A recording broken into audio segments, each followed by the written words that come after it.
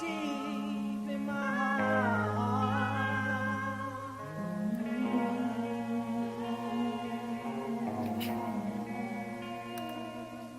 When times got bad, I called on you to save my life.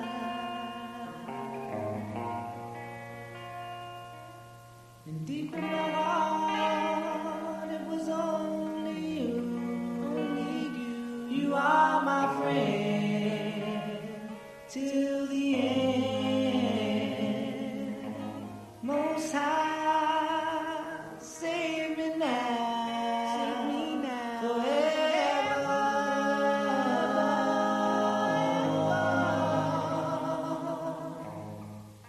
Save me now, forever. In many waters I cried to thee, just let me free.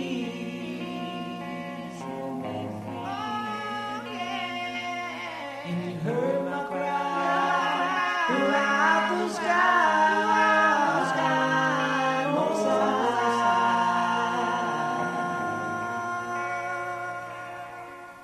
And deep in my heart, it was only you. You are my friend till the end. Most High, save me now, forever.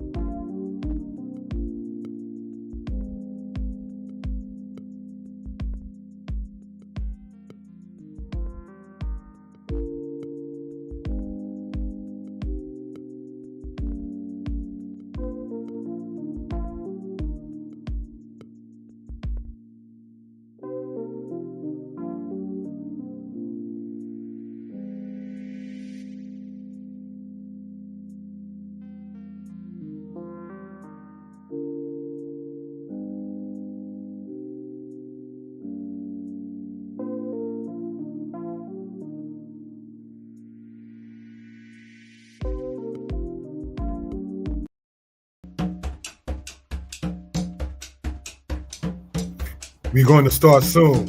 Thank you for joining.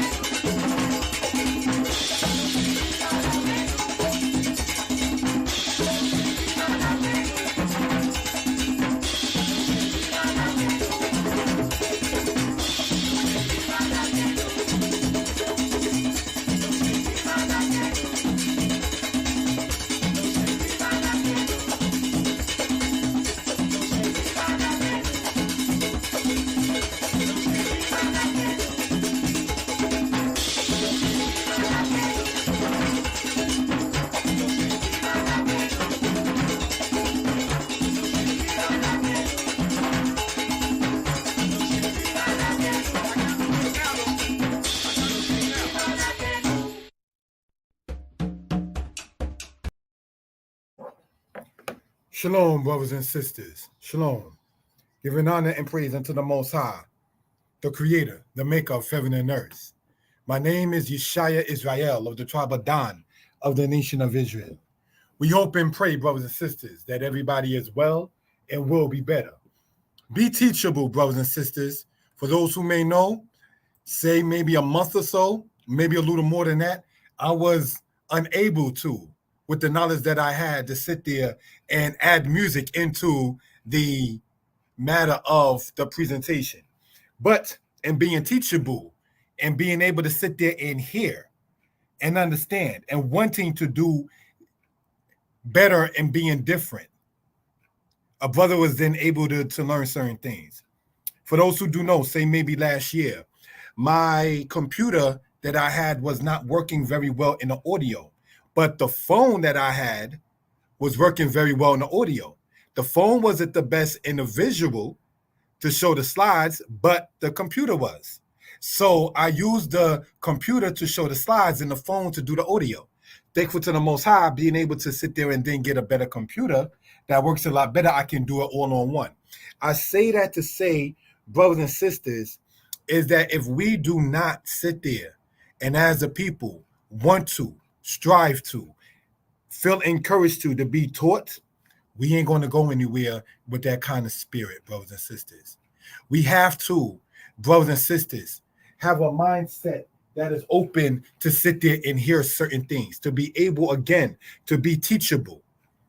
I apologize, brothers and sisters, to the family, immediate and extended, who wondered what happened with a brother as far as doing the lessons, because at times I'll sit there and set a stream up and everything like that, and then not sit there and get into it until X amount of time. For instance, there's one that is based upon the Hebrew of Leviticus chapter 18, which was expected to be done last week, but it's still not done. So to the people who have subscribed, comment, like, and shared, it is definitely and most warmly appreciated. Brothers and sisters, in getting into this kind of matter, I want to state, family, shalom to the elders, the people who help pave the way, to the youth, they who will walk in the steps that we set for them, and hopefully not leaving them a burden will be better than us.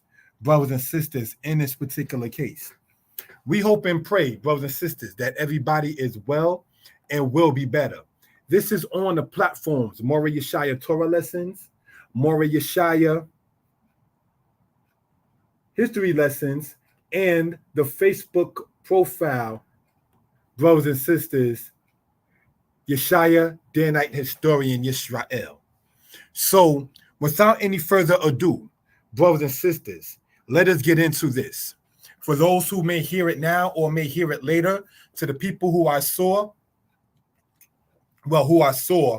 not that I did see you do it, but to the people who did buy the books recently that I see come up when I check the sales and everything with the bar and the graph, is definitely appreciated. Let me know when you get the book from Amazon or any other way. When they ask you to sit there and leave a review, let me know what you think about it. I can also be reached at the number that you see across the screen, 908-587-4841. All right. We hope again that everybody is well and will be better. Without any further ado, let us, family, sit there and pull up the PowerPoint in this particular case. Thank you for that, family.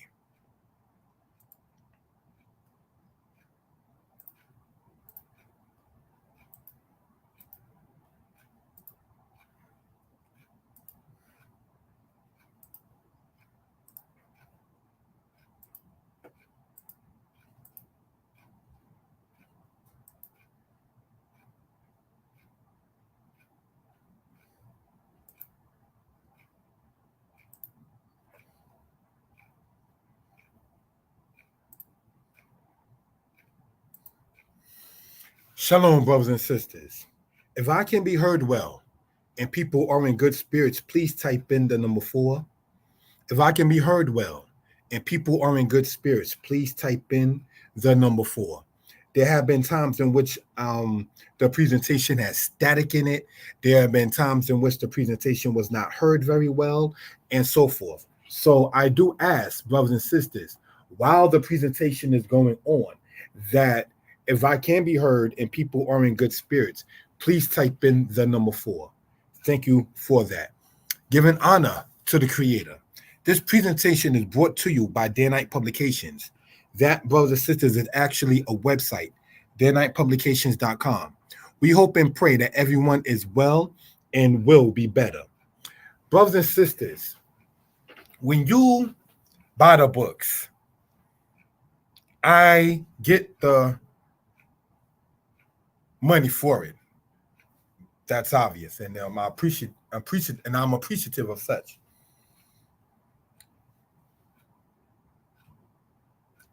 And what I do with it is pay for the StreamYard that I use as a way to sit there and get these videos done and posted and so forth. I pay for the website, Day Night Publications, which both of them being a monthly bill. The way it works when you buy the books, brothers and sisters, is I get, let's say you buy it in the month of January, I get those funds in March, February, April, March, May. That's how that works. You understand? In that particular case, and so forth and so on. So, brothers and sisters, let us continue in this. Again, I can be reached at the number 908-587-4841. Thank you for that, family. We again are on the Facebook profile, Yeshaya Danite Historian Israel, as well as the YouTube More Yeshaya Torah Lessons and More Yeshaya History Lessons. Let's get into this, family. Subscribe to the channel. J. Rogers, meaning Joel Rogers, stated that West Africa has black Jews also. Now, let's stop right there. Now, when people start talking about Juneteenth and black history and celebrating it and being a part of it and things of that kind of nature, and this is not to sound offensive to anyone, but when a people don't know their own history, then quote, maybe any history will do. What we attempt to present, brothers and sisters, as the House of Israel, is that we, the people whom we are reaching out to, who mainly are the ones who subscribe to the channel, brothers and sisters, are indeed the true House of Israel. We were brought over here to these shores over here in the West for two reasons, and it's not trying to sound funny as an Israelite. One, because we broke faith with the Most High. We broke the statutes and the commandments of the Most High, brothers and sisters. And so in that particular case, what wound up happening is we was brought over here due to our iniquities. That's one. The other reason, brothers and sisters, is because we are a set-aside people. Now, how does that tie in to what we're talking about with Joe Rogers, who wrote a book that I just cited called 100 Amazing Facts About the Negro with Complete Proof, which you can get online, brothers and sisters, when he stated that, quote, West Africa has black Jews also, is that the majority of the ships, brothers and sisters, that were used to bring our people over here came from Western Africa, some from East Africa, but the majority West Africa. All right. In the book that a brother wrote called From Assyria to America, I spoke about the matter of the ones that was brought over from Eastern Africa to places such as Manhattan. All right. So now, are we the people that the book speaks of that winded up falling to the Greeks and Romans, and in many cases wind up scattering into places such as the African continent, going further west and so forth? And what happened to the people that were brought over there by their ancestors as children were following along with their parents, and the people that were pushed there by the, as for the lack of a better term, the triumphant followers of Muhammad, brothers and sisters, and then were later picked up by the people of the Europeans that brought our ancestors over here to the West via the Atlantic slave trade. Who were those people in particular that we're talking about for reference purposes? Why is it that our people, say in America, have no set land, always have to sit there and try to go one job, two job, fill this out, do this, do that? You sit there and you pay for the house, but then you don't own the land. Your ancestors in the society have problems and matters in being farmers and holding, say, something down. In that particular case, we sit there and are harassed and attacked and disrespected in the society. So are we truly, in many cases, landless? If every people on earth have a land, where is ours? In order to understand that, we will have to know who we are in order to say what is ours. If we are, as we are, saying that we're the children of Israel, our land is in the east. The land of Israel and the places of it, such as Be'er Sheba and Jerusalem and Shiloh and Shechem, is not in the land of the west. So anyone teaching that Jerusalem is in Utah is incorrect. Anyone teaching that Jerusalem is in Peru is incorrect. All right. And we've gone over those kind of matters as well, brothers and sisters. So if we are of the land of the east, and the land lies desolate of its true inhabitants, brothers and sisters, and we, the people who are the true inhabitants, are landless, can we perhaps in one way make a connection? The land of Israel is vacant of its true inhabitants, and we, the children of Israel, are absent from our land. Malcolm X, may he rest in peace, spoke upon the matter of the importance of land in a people. So again, these are things, brothers and sisters, that we care to sit there and bring out for reference purposes.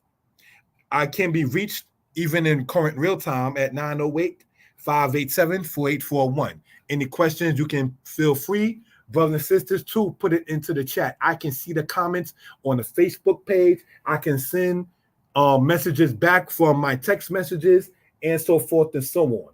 So these are things, brothers and sisters, that we care to sit there and bring out for reference purposes. All right. Now let's go into this. According to Blasingame, we see that Oluda Equiano stated the following, and Igbo stressed the similarities between the Old Testament Jews and those of his own people. Like the Israelites in their primitive state, our government, meaning the government of the Igbo people that's currently in Nigeria, was conducted by our chiefs and judges, our wise men and elders. Doesn't that sound like our culture, Israel? Honor the face of the old man, the Proverbs 31 man that is known in the city when he sits among the elders. Our wise men and elders. We don't do, sadly, the mistake of going to the people who don't have the wisdom to gain something in counsel. It says, teach a wise man and he will increase in learning. That's in Proverbs. So we don't also, brothers and sisters, go and conjure up the dead, our wise men and elders, not our deceased. We don't sit there and do Mekwawe Hametim or necromancy, brothers and sisters, to sit there and conjure up the dead in order to sit there and try to get a point of something. Let us continue, brothers and sisters. Like the Israelites in their primitive state, our government was conducted by our chiefs or judges, our wise men and elders, and the head of the family with us enjoyed a similar authority over his household. And the head of the family was not Abraham stated that he will be known for he will command his house?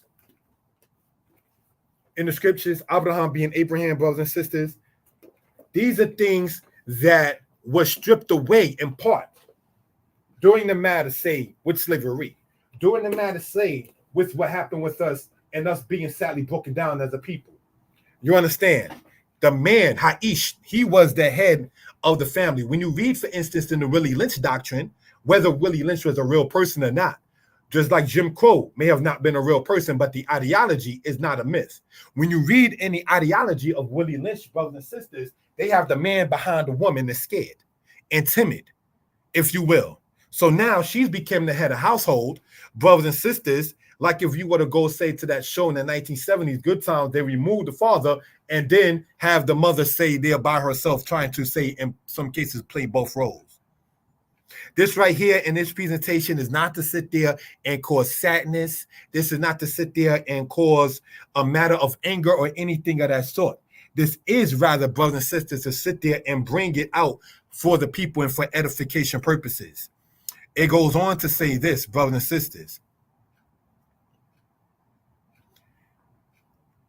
With us enjoyed a similar authority over his household, with that which is ascribed, as we pointed out, to Abraham and the other patriarchs. The law of retaliation obtained almost universally with us, Igbo, as with them, Israelites, and even their religion appeared to have shed upon us a ray of its glory. For we had our circumcision, we had our sacrifices and burnt offerings, our washings and purifications, and on the same occasions as they did. Brothers and sisters, when you read in your own time, brothers and sisters, about the matter of the washings and the purifications, when you read, brothers and sisters, in the laws of Leviticus, about when a man and a woman are intimate, after such act, they are both to wash themselves.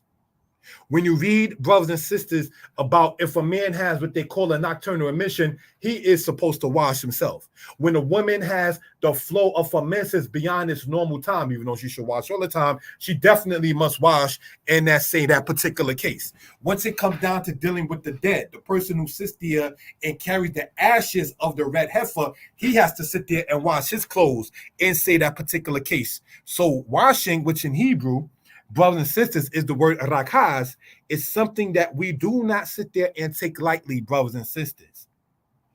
Our washings and purifications. Brothers and sisters, what culture on this earth is known for not wanting to bathe? And this is not to be racial or anything of that kind of sort, but it is the people who held us as captives. Their culture more so promotes the concept and the ideology that washing up was a waste of time.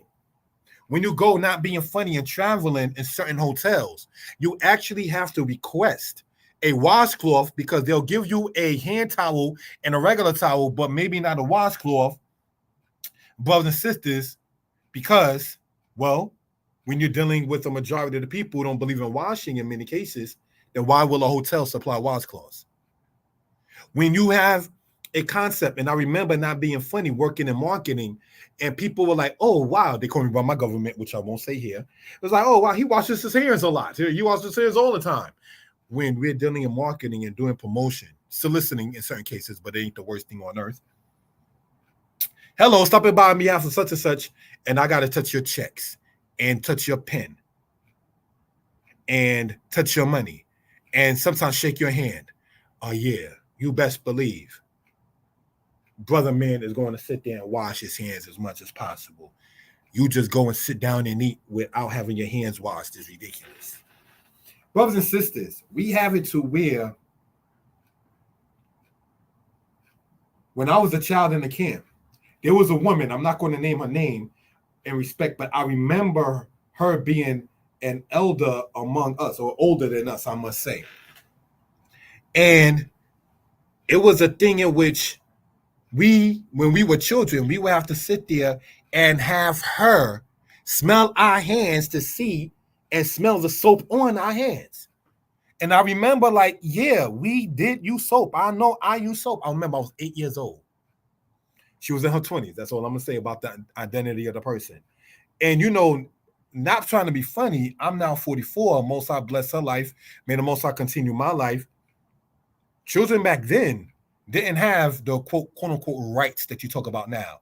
Once a person, certainly over 20, said somebody under 10 did not do something, your case is dismissed. It's just like, no.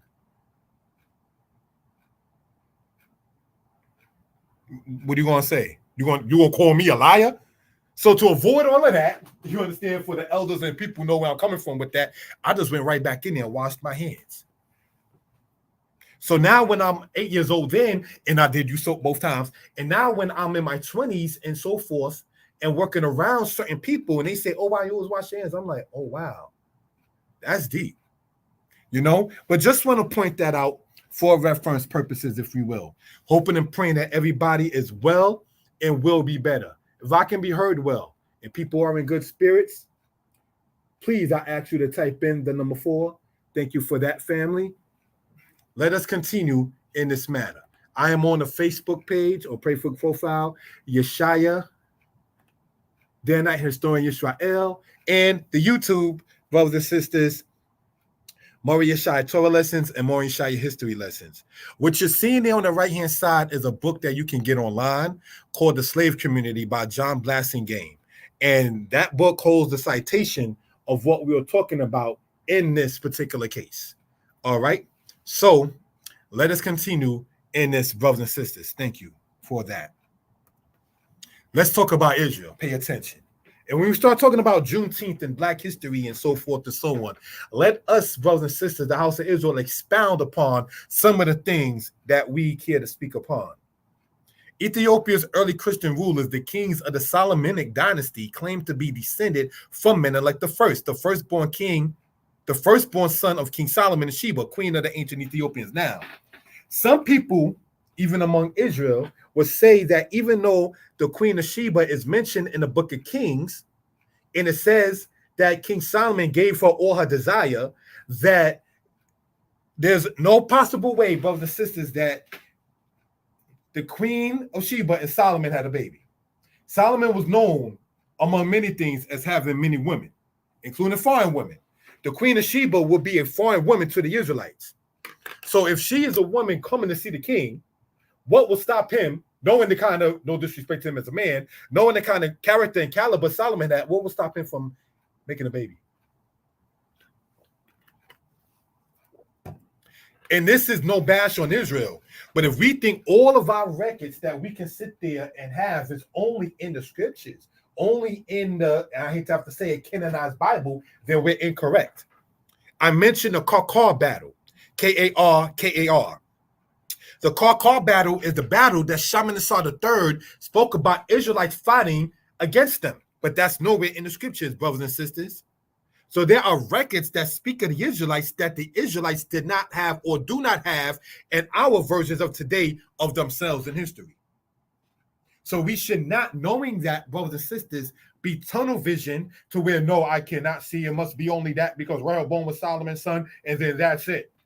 If you have 700 wives and 300 concubines, and if you think Solomon only had 2 or 3 children, we are mistaken. Because Solomon had a daughter named Tapat that you read of in the scriptures as well, that most people don't even sit there and speak of. And again, this is no offense to anyone. So let us say, for instance, brothers and sisters, that Israel was not, if you will, color struck. And the fact that Ethiopia was never, quote, colonized, if you will, brothers and sisters, you can have it, family, to where just perhaps, just maybe, that this man Solomon, shown in the picture, not saying that's exactly how he looked, but it's better than some of the other pictures they have of him, and so forth, and the Queen of Sheba coming together. According to some, that is how some Israelites winded up migrating to the place that we call Africa today, or namely, in certain cases, in southern Sudan and in Ethiopia. Now let's continue. Rulers of the Zagwe dynasty traced their ancestry all the way back to Moses. This dynasty was overthrown in 1270, meaning 1270 AD. There is abundant information concerning the Israelites being scattered into African places. It only reasons with understanding the Israelites being in Europe was by force and not by choice. Brothers and sisters, let's look at that if we will. If you have it to where Israel, as we've been pointing out on the Mora Yeshaya History Lessons platform, that Israelites have been going to Egypt in the time of Isaiah, and that Israelites before the timing of Isaiah was known for going to where we call Carthage in the future, but Tunisia in those days, with King Ahab and Jezebel being a Zidonian woman and so forth. If the king is intermarrying and doing travels, then certainly people accompany the king is going to travel with the king. For instance, when you read about Alexander won the war, it's really the people with Alexander who won the war. The king gets the credit, but it's the people who actually put in, say, that work for the honor of the king. Do you understand? When he may rest in peace, when Judas Maccabeus died, in part is because he had an army that was 800 strong, and when they seen the army of the people of the Syrians, that's the Greco-Syrians, that is in that case, and when the book of First Maccabees chapter 8 or chapter 9, many of the Israelites fled from him, and he still went into battle. Maybe if he had all the army that was with him, he might have survived. But I'm saying that to say, brothers and sisters, that in time you will find it to where the leader of the people gets the credit. So now when we start to compare one line upon line and precept upon precept, and we can see, brothers and sisters, that the earliest, even quote Christian rulers, kings of the Solomonic dynasty, claim to be descendant of King Menelik. They followed, like the Limba in southern Africa, certain aspects of Christianity, brothers and sisters, but they still know their ancestry to come from Israelite heritage. One of the things that we are asked as quote black Israelites is, well, your people worship the idols. Sometimes European Jewish people ask us that, or use that as a defense. So in other words, how can you possibly be that people if you and your ancestors delved into this and that? Well, you just proved the point historically. Morally incorrect, but historically, sadly, case is true. Jeroboam brought in idols. After Solomon brought in idols. And Ahab, after Jeroboam, brought in idols. So what we're going to get into, brothers and sisters, in the next presentation regarding the scriptural references about how the 12 tribe taught as in circulation is not accurate. You can't be the people Jeremiah talked about who said that you sat there and worshiped everything under every green tree. If you're saying that you never, quote, broke the laws of Hashem. If you, European Jews, are saying that you're the children of Israel, then you can't be the people while claiming always have been righteous, because the children of Israel were more wicked than righteous. So you can't sit there and take the glory and the niceness of it in its history without taking the good, the bad, and the ugly, and the profane. Sad to say, it comes as a package deal. You understand? So, brothers and sisters, how does this tie in into what we're talking about in this particular case? If Israel was known for dealing with women of other nations, and people will always, quote, follow the king, how can we be hard-pressed to say that there's no way, shape, form, or fashion that was the case?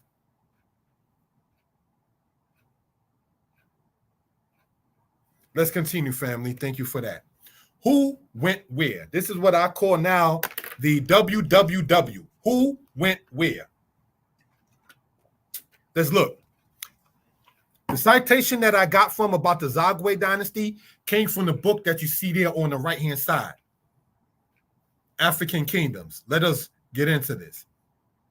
The Israelites were noted as being part of the people dispersed throughout Africa. Citing Joseph Williams, again, in his book, Hebrewisms of West Africa, we see John Oldreby, who was Irish, stated, many Jews are scattered over this region. Some natives boasting themselves of Abraham's seed, inhabiting both sides of the river Niger. Others are Asian strangers who fled thither, either from the desolation of Jerusalem by Vespasian or from Judea, wasted and depopulated by the Romans, Persians, Saracens, and Christians, or else such as came out of Europe whence they were banished, etc. Brothers and sisters, if this is saying right here, and we want to sit there and do respect, make a little correction, sorry about that, I'm only human, right? From in this manner, right? What can we see and ascertain in this particular case? That according to the book, Hebrewisms of West Africa, citing John Oldreby, and I think it's in chapter 9 or chapter 10 of that book, Hebrewisms of West Africa, that many Jews, which is saying of Israel, were scattered over this region, meaning in the Niger, wasted and depopulated by Vespasian. Vespasian gets the credit, but you did know in history, right, that it was actually his son Titus that did it. Again, the leader gets the credit. So these are things that we care to bring out for reference purposes. Now, when you go in your own time into a presentation on the platform, Mora Yeshaya History Lessons, there is a scene called From Jerusalem to the Hood. And in it, what I attempted to point out, brothers and sisters, is that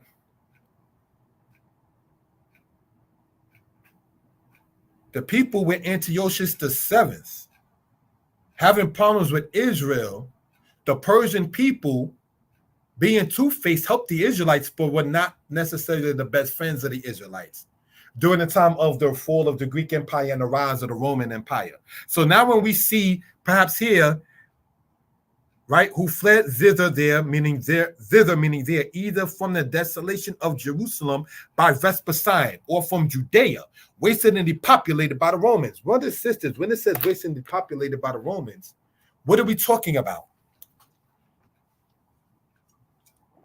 We spoke earlier about having land and a matter of, quote, not having land, brothers and sisters. And so in looking at this in this case, in a matter, say, of not having land regarding the Israelites, What happened? We want to ask and attempt to point out to the people that was depopulated from Jerusalem and fled into places in Africa. Giving honor and praise unto the Most High, let us continue in this presentation. We cite our sources on Danite Publications. The slave trade in West Africa brought down the great empires that had existed. The slave trade started to go from West Africa first to Europe, then to West. Now, this West that we're talking about here, brothers and sisters, and we want to show this with the highlighter, right, is meaning the Western Hemisphere. All right? The first slave ship to go west was in 1518. Some people say 1506. Though there were blacks enslaved in Hispaniola, which is modern-day Dominican Republic and Haiti today, in 1501, shows that black people existed in the Western Hemisphere prior to coming from West Africa as captives. Brothers and sisters, there are numerous accounts of people, as pointed out in the book from Assyria to America, from Amerigo Vespucci and others, that spoke about how the indigenous people looked. In the book, brothers and sisters, Israelite history as it relates to the world, I showed the pictures of how the Aztecs looked, brothers and sisters, coming from the walls that you see in Mexico and so forth and so on. And one of the things we care to point out and showing how the history correlates is that's not saying that, as some say, well, there were black people already here, so therefore the anti-slave trade is the myth. No, that's not saying that. Nor is it to say, brothers and sisters, that some of the people was putting on black ink on themselves for whatever reason. When me and my lady was in Costa Rica, the guy who was the tour guide actually sat there and showed us the wall paint and how they would take a plant and squeeze the thing out and use it on their face. And I don't remember none of it being black, brothers and sisters. If, for the lack of a better term, black attracts heat. In places like Mexico and Central America, brothers and sisters, are not the coldest places. Why would a person use black as a covering? As some people try to say, well, the black images that you sit there and see there is because they were using it as a block from the sun. No, when you go to places like Nigeria, the Yoruba people, brothers and sisters, wear white in many cases because of the sun's rays. You might find some people in Ghana, Togo, Nigeria that put white paint on their face due to the matter of the sun's rays and how hot it is there. So please show me logically where any people shown as the Aztecs in the book that I wrote from Israelite history as it relates to the world, shown as being people of color, for the lack of a better term, of black, where they will use black ink on themselves due to the heat. So pointing this out for edification purposes and getting back into this, if we will, family, this book right here comes out of Yale University. It's not the cheapest book, brothers and sisters. And I'm not telling nobody how to spend their money. And I despise, no disrespect intended, when people, sidebar, try to say, well, they will buy Nikes, they should buy this. No. If they work, sidebar from the lesson, and want to sit there and buy, we don't do Nikes in Israel because of the matter of the Greek goddess of victory. But if you want to sit there and spend your hard-earned money on what you're spending on, as long as it's nothing wicked, then that's your decision. Brothers and sisters, we are some of the biggest consumers on the face of the earth. And I know I'm guilty of it. I would be at work, having brought lunch, so used to going out buying food to where I forgot I brought food into the job and still go out and buy it. If that is not my control to sit there and be the biggest consumers on earth, I don't know what is. So that I'm pointing all this out, not to get sidetracked, brothers and sisters, but we have to sit there and let it be known for edification purposes where we come from, what has happened to us, and what some people mean by what they call Juneteenth, and how we can use it to help, as my brother's group is called FOPE, for our people's edification, brothers and sisters. So let us continue, brothers and sisters, in this particular matter. Thank you for that, family. Get more information from the book Deuteronomy 28, History Untold to the Masses. Link in, brothers and sisters, Only Human. Sorry about that, brothers and sisters. If we will, right? In 1591, The empire of Songhai fell to the Spaniards and Moors. The Moors we are speaking of are those who were kicked out from Spain by Isabella and Ferdinand in 1492. By the way, screenshots are welcome to fact check or whatever. The Spanish were heavily involved in the slave trade. In 1494, we note the Treaty of Tordesillas, in which Spain and Portugal divided the Western Hemisphere for themselves. The natives were enslaved first. Then a two-faced gentleman, we're going to keep the language clean, Bartolome de las Casas, petitioned to the king of Spain, Charles V, to have slaves brought from Africa to come west. In 1529, Spain and Portugal made the Treaty of Zaragoza, in which it was sanctioned by Juan or John III of Portugal and Charles V of Spain. Why do all these dates become important for us, even as Israel?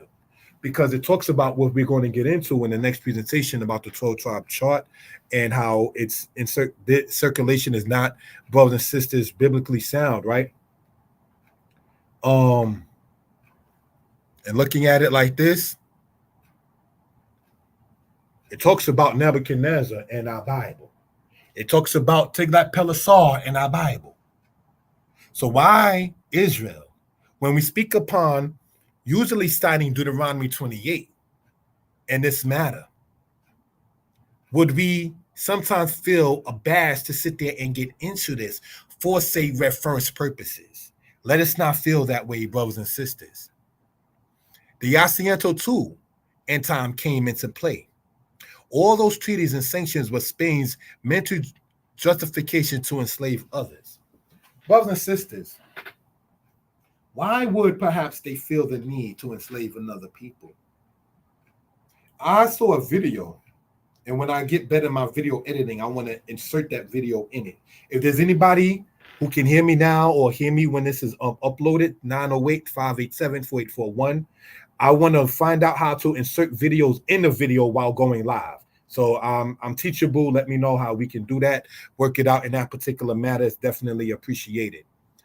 There is a video, brothers and sisters, in which a person stated that the black slaves were close to the earth. Stop. Did you just say that? You said the black people who were being enslaved were close to the earth. Who are the people who came from the earth? Us, as a people. We are the earth people. Thus you are, to thus you shall return. We are from the earth. So maybe because the earth doesn't yield to strength to everyone, and these Europeans knew who they were capturing and kidnapping, then it can be known on why they picked up certain people to do certain things. Could you cut the sugar cane in the Caribbean and deal with the indigo in the Caribbean? Could you deal with the tobacco in the southern United States and the cotton in the southern United States? Brothers and sisters, like you deal with enslaving those who came from the earth on it. When you read, for instance, about the portion of Esau, and it says he makes his nest like the eagles, like the cleft for the rock high up there. That is that man's mentality. Let us go up and up and up, while maybe and perhaps trying to keep some down, down, and down, if you will. Who are the people, brothers and sisters, that we're going to show for reference purposes, if we will? Thank you for that, family. Right? Let's go here and show this with real time as much as possible, right? Thank you for that, family. And I would like to ask the family a question concerning this kind of matter. Looking, say, at the map right here, right? If we will. Thank you for that. Thank you. Let's look at this, brothers and sisters, and seeing, if we will, brothers and sisters, what we're conveying and pointing out for reference purposes. Right? I wanted to show that in as much real time as possible. Let's look at that, family. The Songhai Empire that fell to the Muslims, the Arabs, and a place that is called Negro Land later on is the similar proximity. There's a book about the true Negro population of, quote, Upper Guinea. So who were called the Negro? Of course, we know as Israelites, we go to the book Zondervan that says about Ham, that talks about different nations, not the Negro. We've been citing that for quite some time. I first read about it almost 20 years ago when I was 25. But brothers and sisters, and bringing this out to the masses, and I say this in no disrespect, not, quote, camp orientated, not, quote, say this is the camp style teaching. We want to raise the bar to bring it from the camp to the world. And I say, as a brother, you can't bring camp teachings to the world. You can't bring camp teachings, brothers and sisters, to Morehouse, to Spelman, to brothers and sisters, Howard and Howard, to Yale, to Princeton. You can't bring that. You have to come collegiate, brothers and sisters. There's nothing wrong with citing citations, but don't sit there and be like some brothers were, or elders to us. Well, you know, the HE double hockey stick, once it comes down to college, and we just going to do what we do here. And I say, camp, here's your Bible, here's your Apocrypha, and that's all you need. Brothers and sisters, that is not what the Bible nor the Apocrypha says. It does not say that is all you need. What it says is be ye ignorant of nothing. That's what the Apocrypha teaches. If we know that in the scriptures, there are certain books we do not have, why do we, knowing that, quote, books don't, quote, go against our karma as the house of Israel, then you should be free to sit there and read into it. You can read anything you want because you already have a basis in Torah, your Torah base. So you already know, okay, I might read it, but I already know. Take the meat, get rid of the pork. But we cannot be tunnel visioned, brothers and sisters, as the house of Israel, as the children of Israel. So when we look, for instance, in this western portion of Africa, in this map here, you see the Songhai Empire and Negro land, where they picked up many of our ancestors in slavery, is the same proximity. So it was, no disrespect intended, the Muslims who enslaved us in Africa before we were enslaved by the Europeans and brought under the Christianity matter. That's something I don't talk about a lot on this platform, but it doesn't mean that it is not true. You understand? So, brothers and sisters, let us, if we will, family, continue in this matter. Any questions or comments, please feel free to type it into the chat. All right?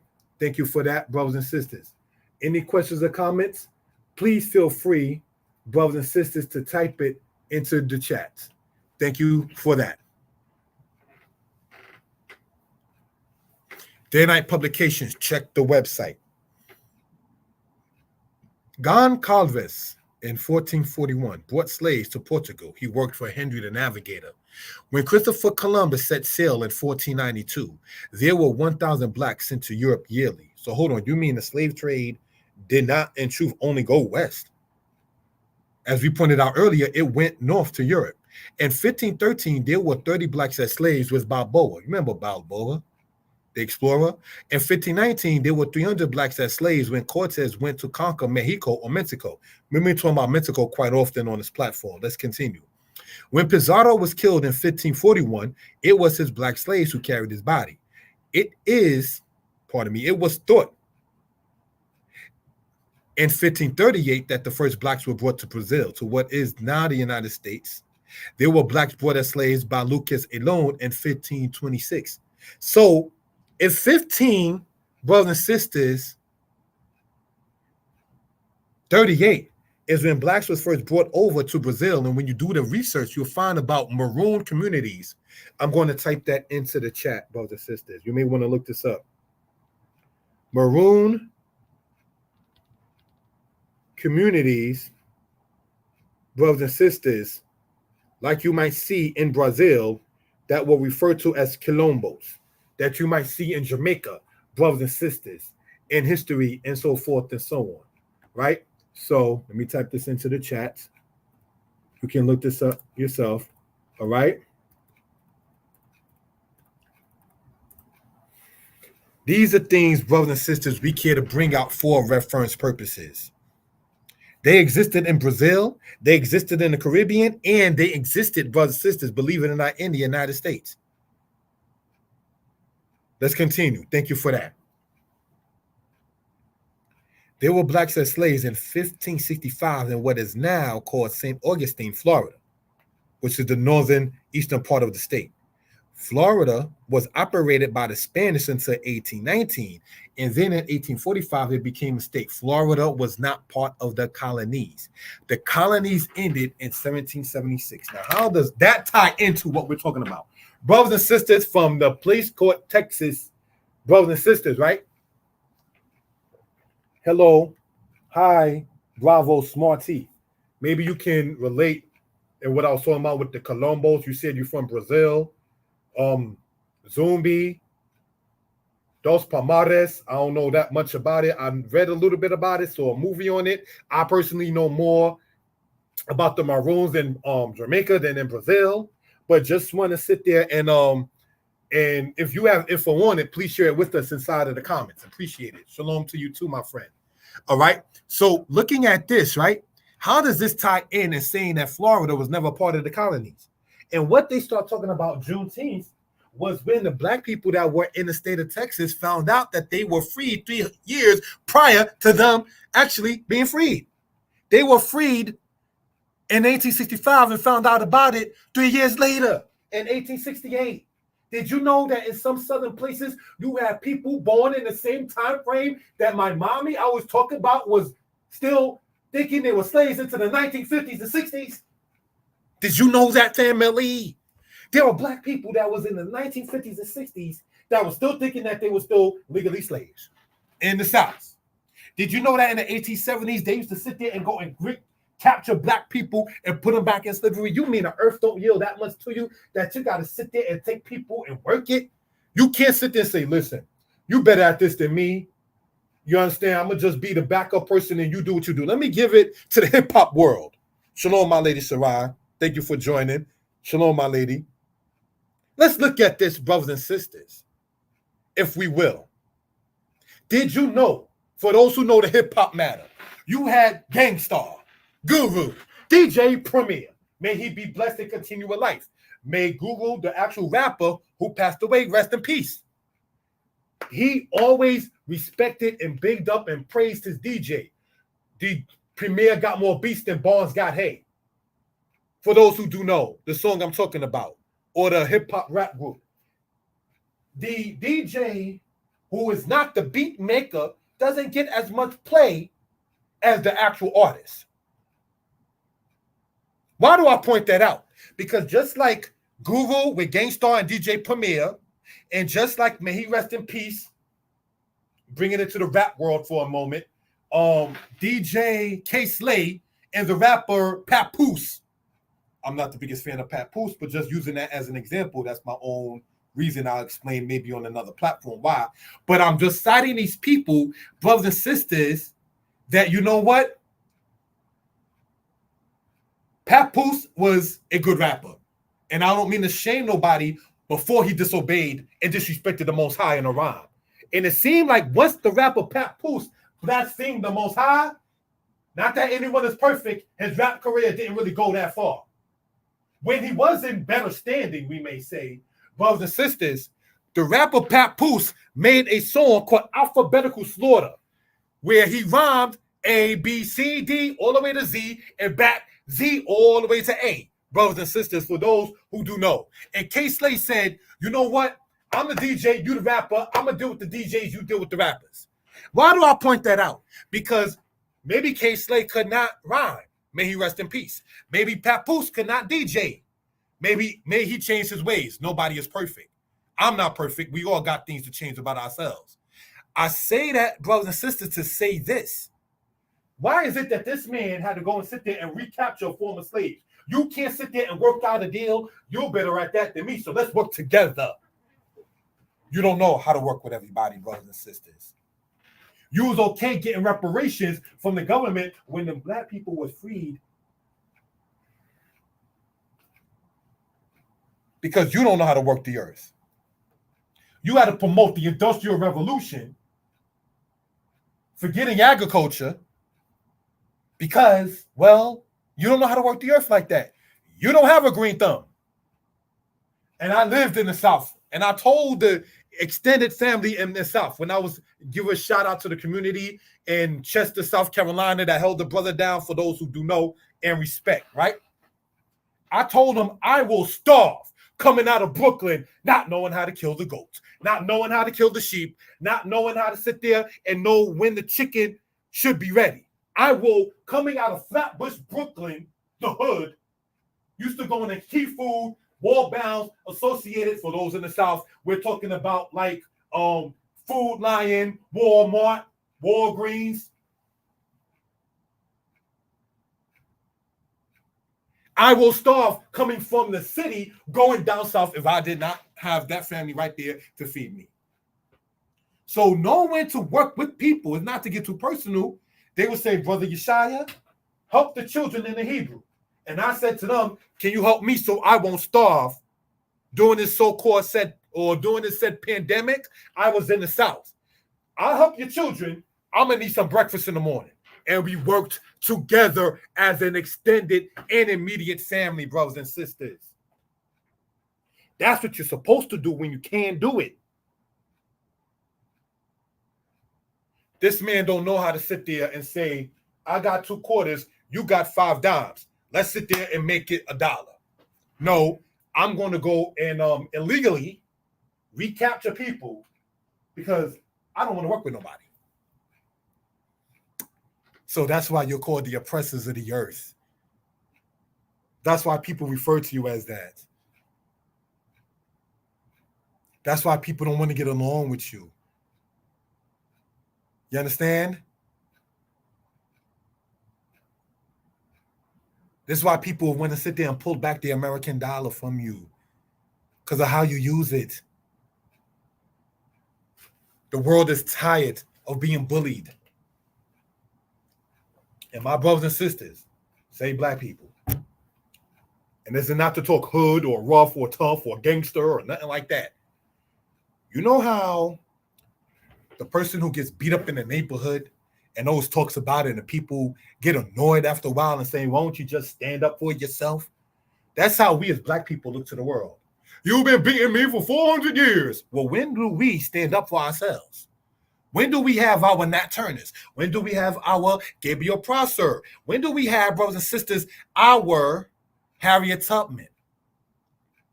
When do we have our Robert Smalls? When do we have our Granville T. Woods, brothers and sisters? When do we have our Denmark Vessies and our Sojourner Truths? They say in prison, hopefully nobody be there, they say they will bother you to sit there and see if you fight back. Even if you lose, then they'll stop bothering you. In the street, people may want to, quote, test you. If you allow yourself to keep on getting tested and you don't sit there and say, let me pass or fail the test by defending myself, and you just keep on talking about, I keep on taking the same test and I don't know what to do. I didn't even sit there and try to fail or pass. I just stood there with the test in my hand.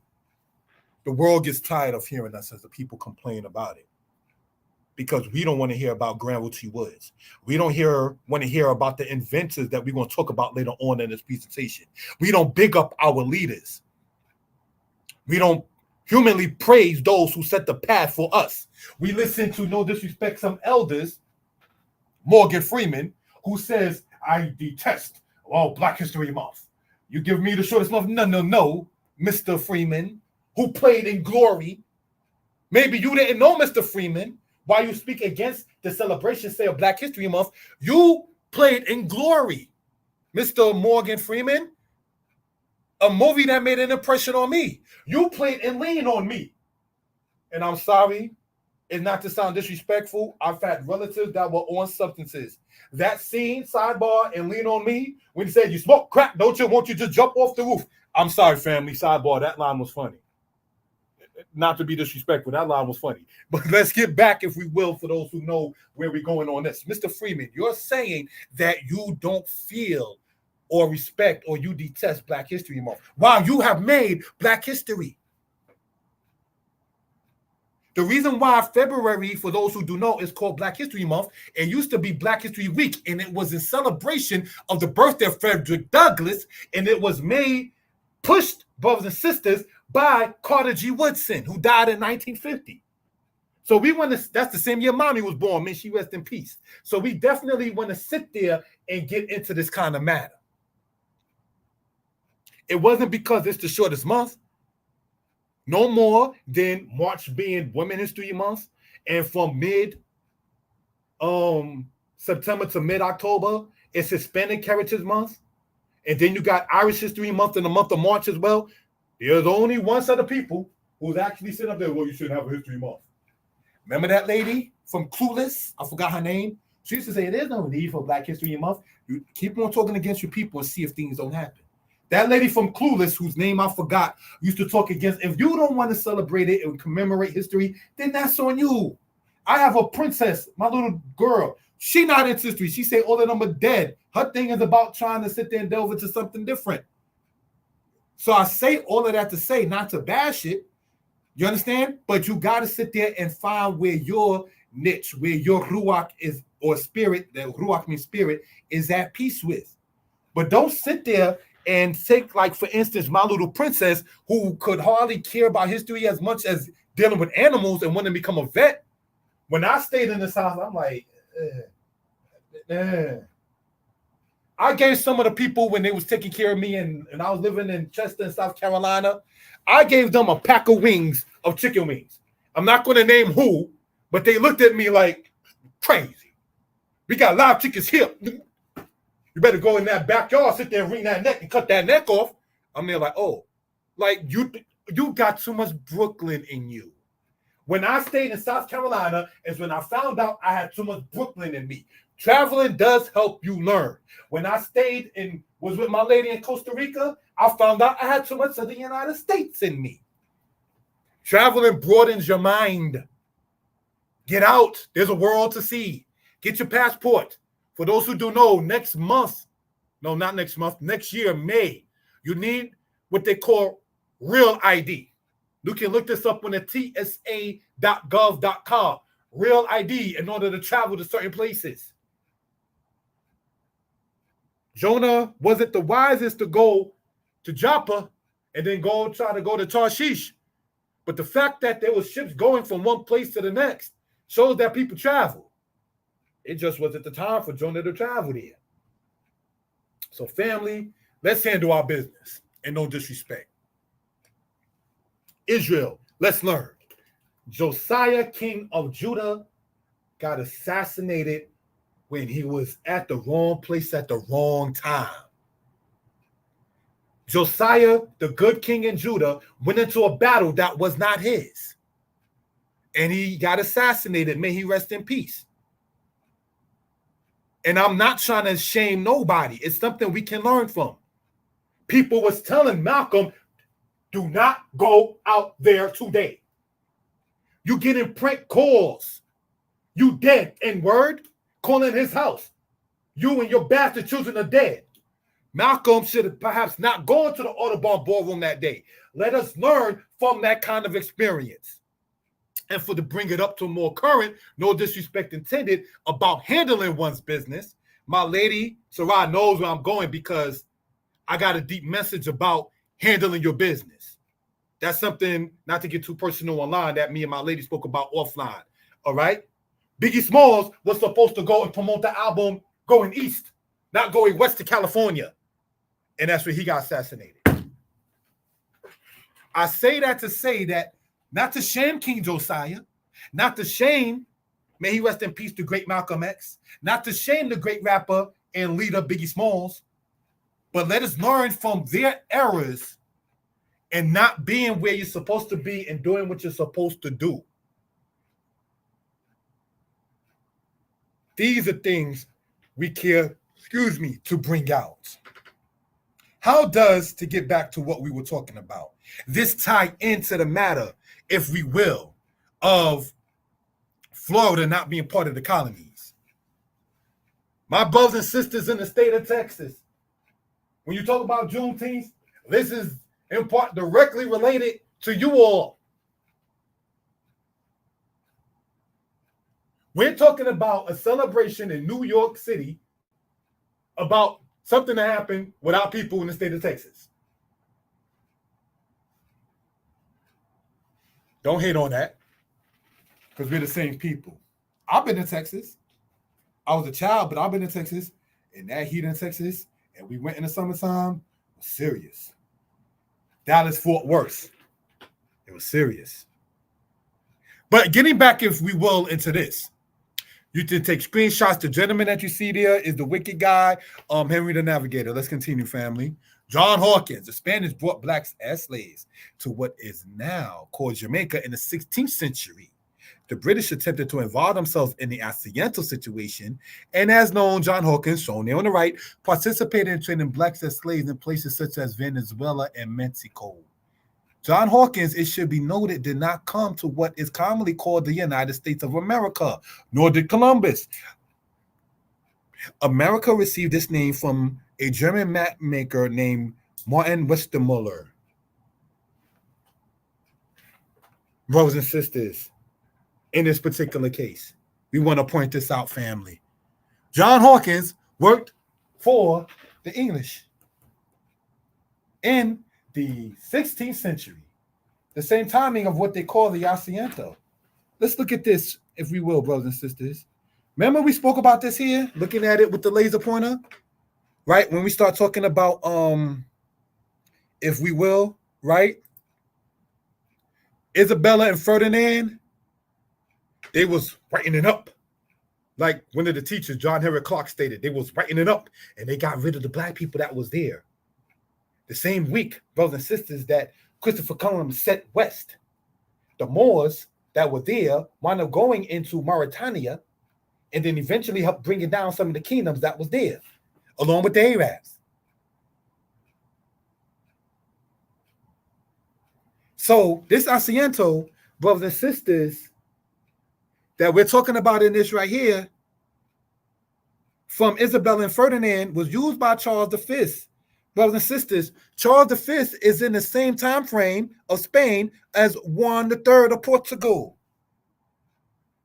All of these things, brothers and sisters, come into play because we care to bring this out for reference purposes for those who just joined. The Sankara Empire is in the same vicinity that was later on called Negro land. This is what we wanted to point out in that for those who just joined on. Feel free to comment, like, share, and subscribe to the channel.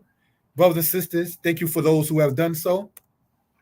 Why do you find on YouTube, sidebar, brothers and sisters, always saying, subscribe, subscribe, subscribe? Let me give you a little secret, in case it is not trying to be funny. The reason why YouTubers like myself and others, not trying to be commanding or so, say subscribe maybe 3 or 4 times or more, is because the more subscriptions, the more YouTube pushes the video out for others as a suggested video. The more likes a video get, YouTube itself sits there and pushes it out so they can get airplay on YouTube itself. But brothers and sisters, as a brother that's a YouTuber, for the lack of a better term, give the people something worth their time. It is in New York 4:14 p.m. Eastern Standard Time on a so-called say Wednesday.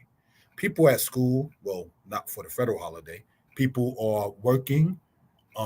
People are perhaps listening to this while they're handling their business.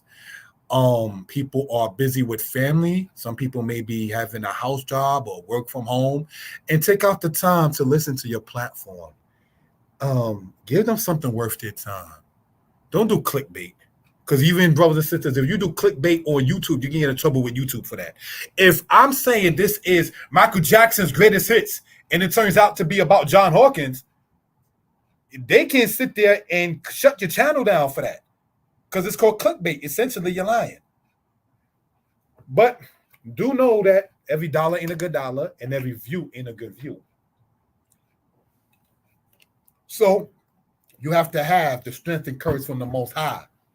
That even if there's a troll, and we know good and well, brothers and sisters, that after their deaths, the feds, the FBI stated that Elijah Muhammad was the most watched man, more than Malcolm, more than Martin Luther King, more than Garvey.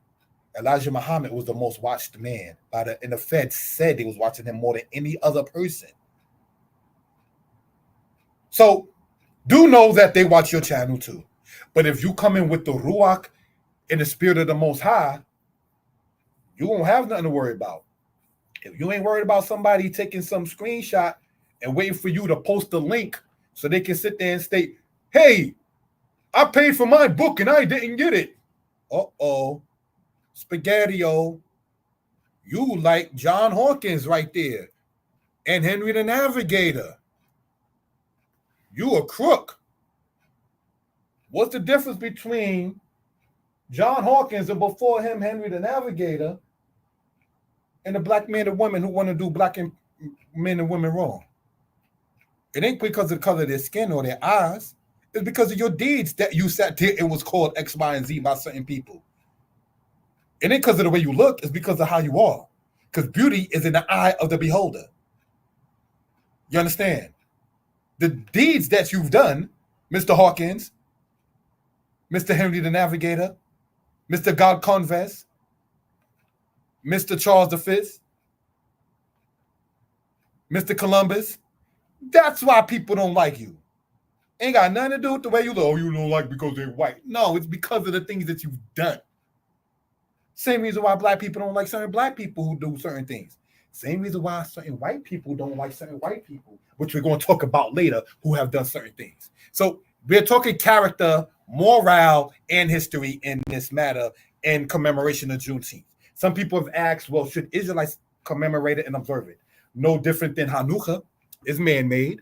Hanukkah is not in Leviticus 23, O house of Israel. Purim is not in Leviticus 23 of the holy days. It is a man-made day. The diet in Leviticus 11 doesn't say you cannot eat the sinew from the thigh. That is a custom in Israel because of what happened with Jacob when he wrestled with the angel. We have to know what customs are and what laws are. You understand? And there's nothing wrong with talking about and reaching out to the people when the ear is attentive, because they may not look at your platform on YouTube. They may not walk into your congregation on Shabbat. They may be getting ready for the barbecue, brothers and sisters. So when the people's attentive span is there, bring it. That's intelligent. Do not twerk here, sisters. What is twerking? Shaking your behind. Remember Hottentot with the French and how she was used as a display and died with a certain amount of sad STDs from being molested and everything?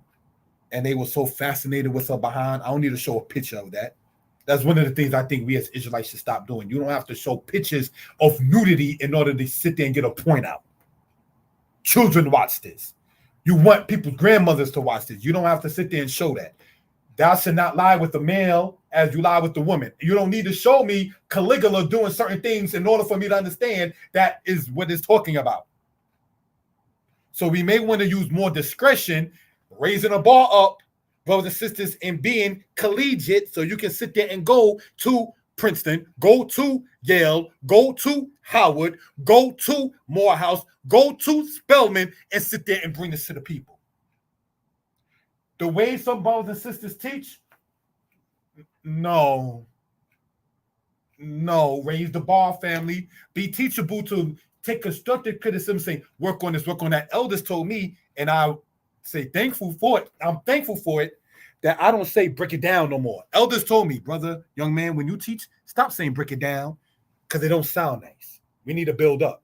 Now, this is my platform. I can do it. And how long do you expect your platform to be there if that's somebody's grandchild that's sharing your video, but you told his or her grandmother, his or her grandmother or grandfather, this is my platform, so I'm going to say break it down if I want. But you never know who you reaching out and who is talking about you off camera. You know, I told that young man to stop saying that, and he actually listened. Be teachable, teachers. You understand? So don't go, sisters, to the places where, like El Mana Castle and all of these kind of things, and start twerking like some have done. You don't shake your behind there. That's not honoring the ancestors, or as we would say in the House of Israel, your forefathers. Most of the blacks captured and brought to the Western Hemisphere came from the Igbo, Ewe, Bafada, Makondo, Wolof, Bambara, Sirer, Ibibio, and Arada peoples. Do you know that the Bambara people, when you see them, look like they come out of Brownsville, Brooklyn? Look it up. Look up brothers in Brownsville, Brooklyn, Mother Gaston, Dumont Avenue and Boulevard, and look up the Bambara people, and you see what I mean. Ibibio, brothers and sisters, in part claim to be of the children of Israel. Hint, other highly advanced tribes such as the Mandinka, Ashanti, Fulani, and Dahomey rarely fell into Europeans' hands. There were over 30 slaveholding houses alone in Ghana, the place of the Ashanti. Since they rarely fell in Europeans' hands, we can see the average number given as the number of captives brought over is not accurate. So if there's over 30 slaveholding castles, houses, and as me and my lady spoke off camera about this kind of matter and so forth, they know who they were selling. When you read a book called Stand the Storm, brothers and sisters, you can get that book online. Edward, I forgot the person's last name. It's called Stand the Storm, in which the author stated that the people being sold were not being sold by their own people. So who were they selling? Could it be the people that was wasted and depopulated from Jerusalem and then went over to Western Africa and dwelt in a place that we see called Negro land? Is it not trying to be funny that the Sankar, Malai, Oyo, Zegzag, Nufa, and all these other kingdoms fell when the Atlantic slave trade happened? You were taking away the kings, the princes, the peasants, the carpenters, the smiths. You're taking away the chiefs, the judges, the magistrates, and the leaders. And then the place afterwards gets colonized by Belgium and France and Spain after taking the chiefs and everyone else out into captivity over here.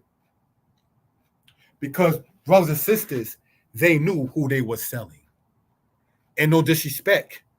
And sometimes when you see the open arms come on back, as was done in 2019 with Ghana, where there are Israelites, brothers and sisters, it might be twofold. Is it because you know who you sold and you know the value? We let them go. That's not good. Or is it truly repentant, brothers and sisters? Let's see, because like my teacher, Kohen Mikael, states, time tells a story. Why do you now have your arms open in 2019 for repatriation? I ask, being a person who promotes getting a passport, is it because you regret what you did and you realize the value of who you sold? Or is it because you realize the value of who you sold and you want it back with no regret? Let's see, as time will tell.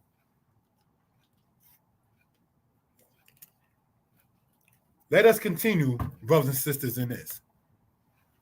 From Assyria to America, that's a book you can get in the description. According to Daniel Mannix in Black Cargoes, A History of the Atlantic Slave Trade, we see concerning Alexander Falcon Bridge, some wet and blowing weather having occasioned the portholes to be shut and the grating to be covered. Fluxes and fevers among the Negroes ensued. Do you know what a flux is?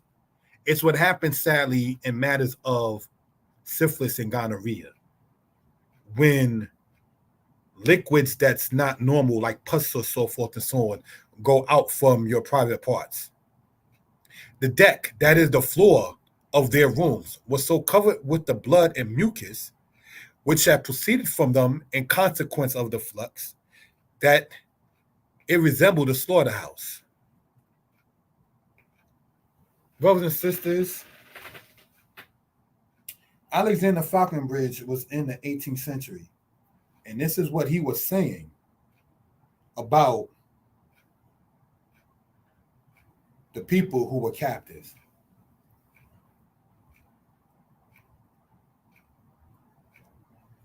Let's continue, family. Let's talk about them ships. In the 15th century, the slave trade went into effect. In the 16th century, it was continued such, as in the case of Archduke Charles granting a monopoly having blacks sold as slaves in what is now Florida in 1517. In 1518, a grant was given to Lawrence Geminat to bring blacks as slaves to the West Indies. In 1521, Cortez conquered the Aztecs and formed what became New Spain. In 1562, the French attempt to colonize Florida. John Hawkins, as noted, we went over that before, involved in 3 expeditions, 1562, 1564, 1567. The last 2 were financed by Elizabeth I. Do you know they had what they call the Jesus of Lubeck ship, which many people talk about, the good ship Jesus? And that was operated, brothers and sisters, by John Hawkins, if you will.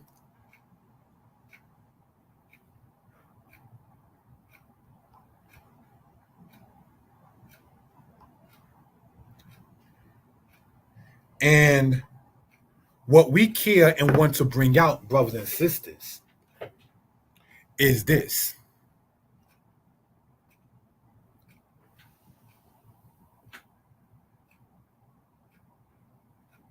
The people who were brought over as captives, as pointed out in the movie Amistad, if we will, right?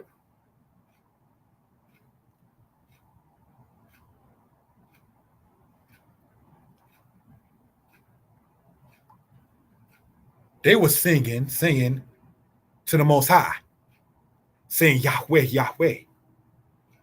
It was not, and no disrespect intended, brothers and sisters,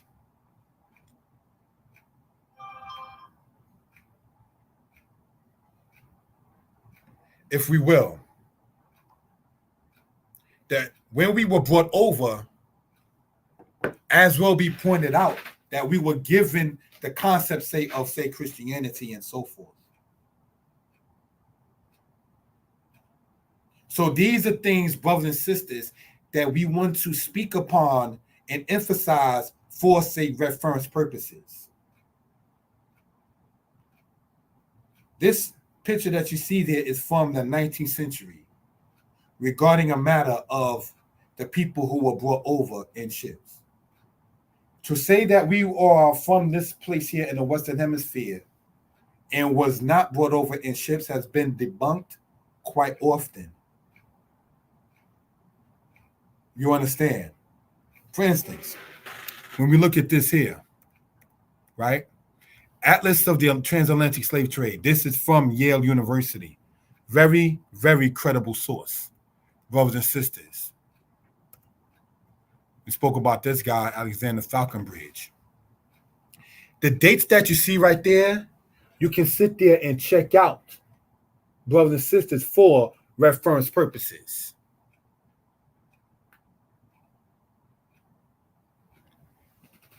There were slave ships that they call loose pack and tight pack. Tight pack went from anywhere from 400 to 700 captives. Loose pack went anywhere essentially from, say, 170 to 200 captives. The average ship, brothers and sisters, was from 3 weeks to 3 months. Now, women were kept on the top deck because there were 2 decks of the ship, bottom and top, right? And women, like the men, were generally taken as captives, the average age being from age 18 to age 25, brothers and sisters.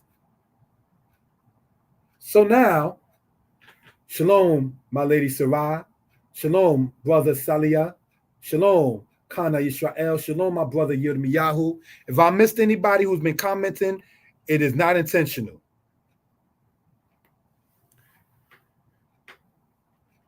Women, in going through puberty, sometimes as young as 10, some 14, some 18, they develop what is called, say, a menses. And they start to have that every month. So when that blood comes out, brothers and sisters, it is not regular blood. It must be, like we spoke about earlier, purifications and washings, washed. Sharks used to follow the slave ships, brothers and sisters, due to the smell that came from the blood. Correct me if I'm wrong, a shark can smell blood 20 miles away from it.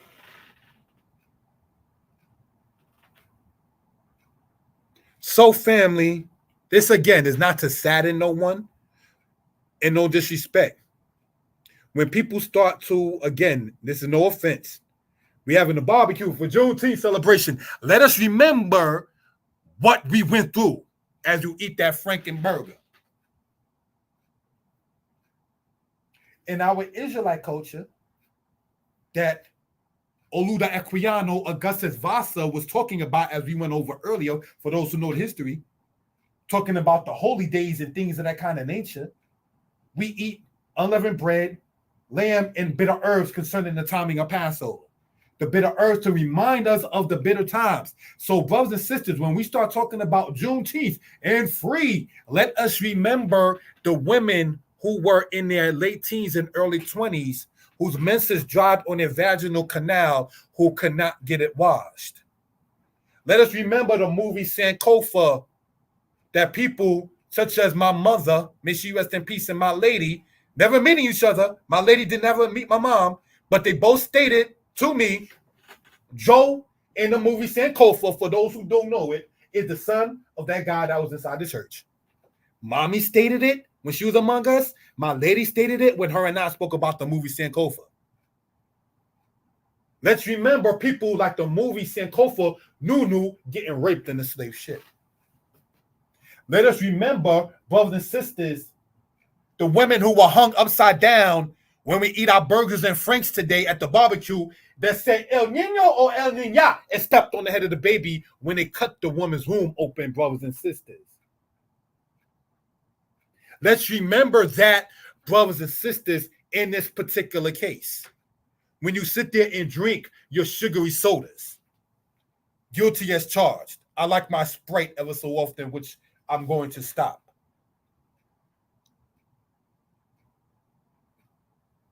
When we sit there and talk about timing or celebration and the memory of what happened, let us remember, and I hate to have to say this, but let's talk it for what it was. Pardon. We are going to blast the black's ass in South Carolina and would have gunpowder put in a black man's anus and then blow him up. They called it blasting a black's ass in slavery. Let's remember that when we have our burgers, brothers and sisters. And I'm using a term that was called it so for that way people can understand what we're talking about.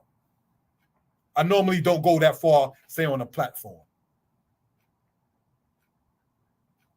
Let us remember, brothers and sisters, them cutting the vaginal canal of the female and wearing it around their head as an ornament when you eat your franks and burgers. Let us remember, brothers and sisters, in Louisiana, the men that were castrated and then the European American slave master put it on their wall for a decoration. Let's remember Rosewood and the elders whose ears were cut off, brothers and sisters. O house of Israel, let us remember the Maccabees, women and her sons that were slain because they would not sit there and eat pork. Let us remember when the Ptolemies and the Seleucids came and lynched babies in the time of the Maccabees. When we talk about Juneteenth, a holiday or a day commemorated by man, like Hanukkah is, the Maccabees remember the babies that were hung by their neck by the Greeks. When we start talking about Hanukkah party, let's remember what the Ptolemies and the Seleucids did before the Panian War, brothers and sisters. O house of Yisrael, our people in the West. Let us remember what happened in history in that particular case. When you eat your franks and your burgers, when you sit there and want to get the barbecue sauce on, let's remember we were the barbecue sauce. There are times where they used to send postcards back and forth and saying, we hung a nigga, and let's sit there and pass out the postcards.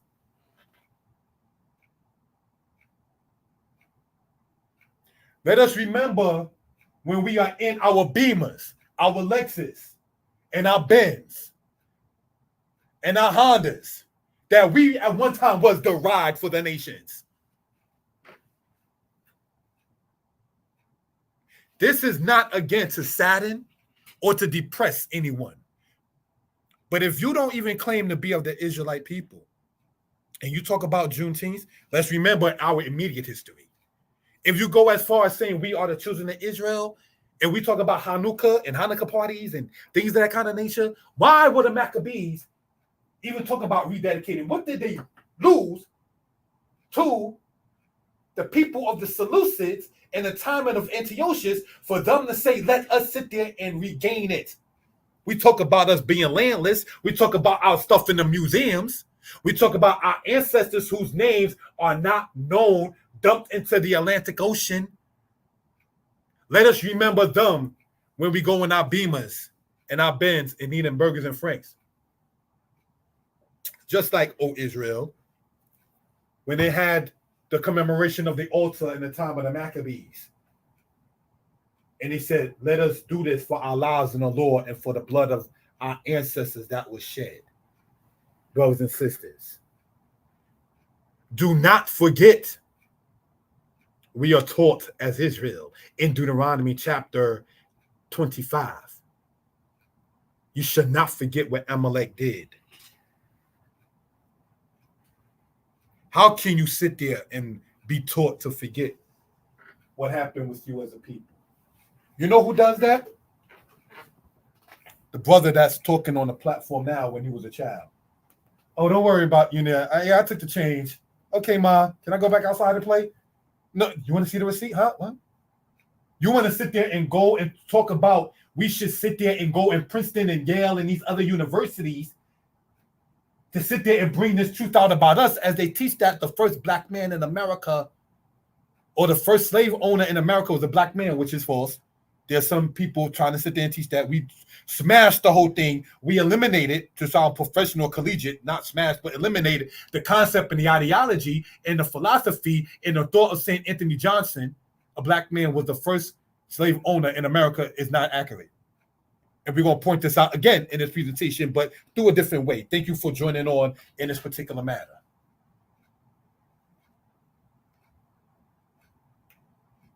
So family, extended and immediate. Let's not forget. When I was a child and I was a thief, you want to see the receipt? It's how some of the nations are. You want to go into college and sit there and research this stuff? Why would you want to have a historic black college and university? Oh, what are you trying to hide? Are you like the little thief that I was that didn't want mommy to see the receipt because I knew I took the $2? You didn't want her to sit there and I got my receipts and I'm going to put 2 to 2 together. Where is my change? Where is our history and our records? Why? Just like when I was a thief and I didn't want mommy to see the receipt, so is it that the people don't want us to sit there and see certain things. What are you hiding? See how you can make, and I say this in giving respect to the Most High, the Creator, that you can make certain things connected. I didn't want mommy to see the receipt. They don't want us to sit there and talk about black universities, historic black universities and colleges, and talk about certain kind of books and certain kind of things. Barnes and Nobles was known for, and is known for bookstores. That's what it's known for. But you got Zane Sex Chronicles and Eric Jerome Dickey books right next to Afro-American literature. Why are we associated with that? Why is that those two platforms right next to each other inside of this kind of thing here? What image and portrayal is being made, brothers and sisters?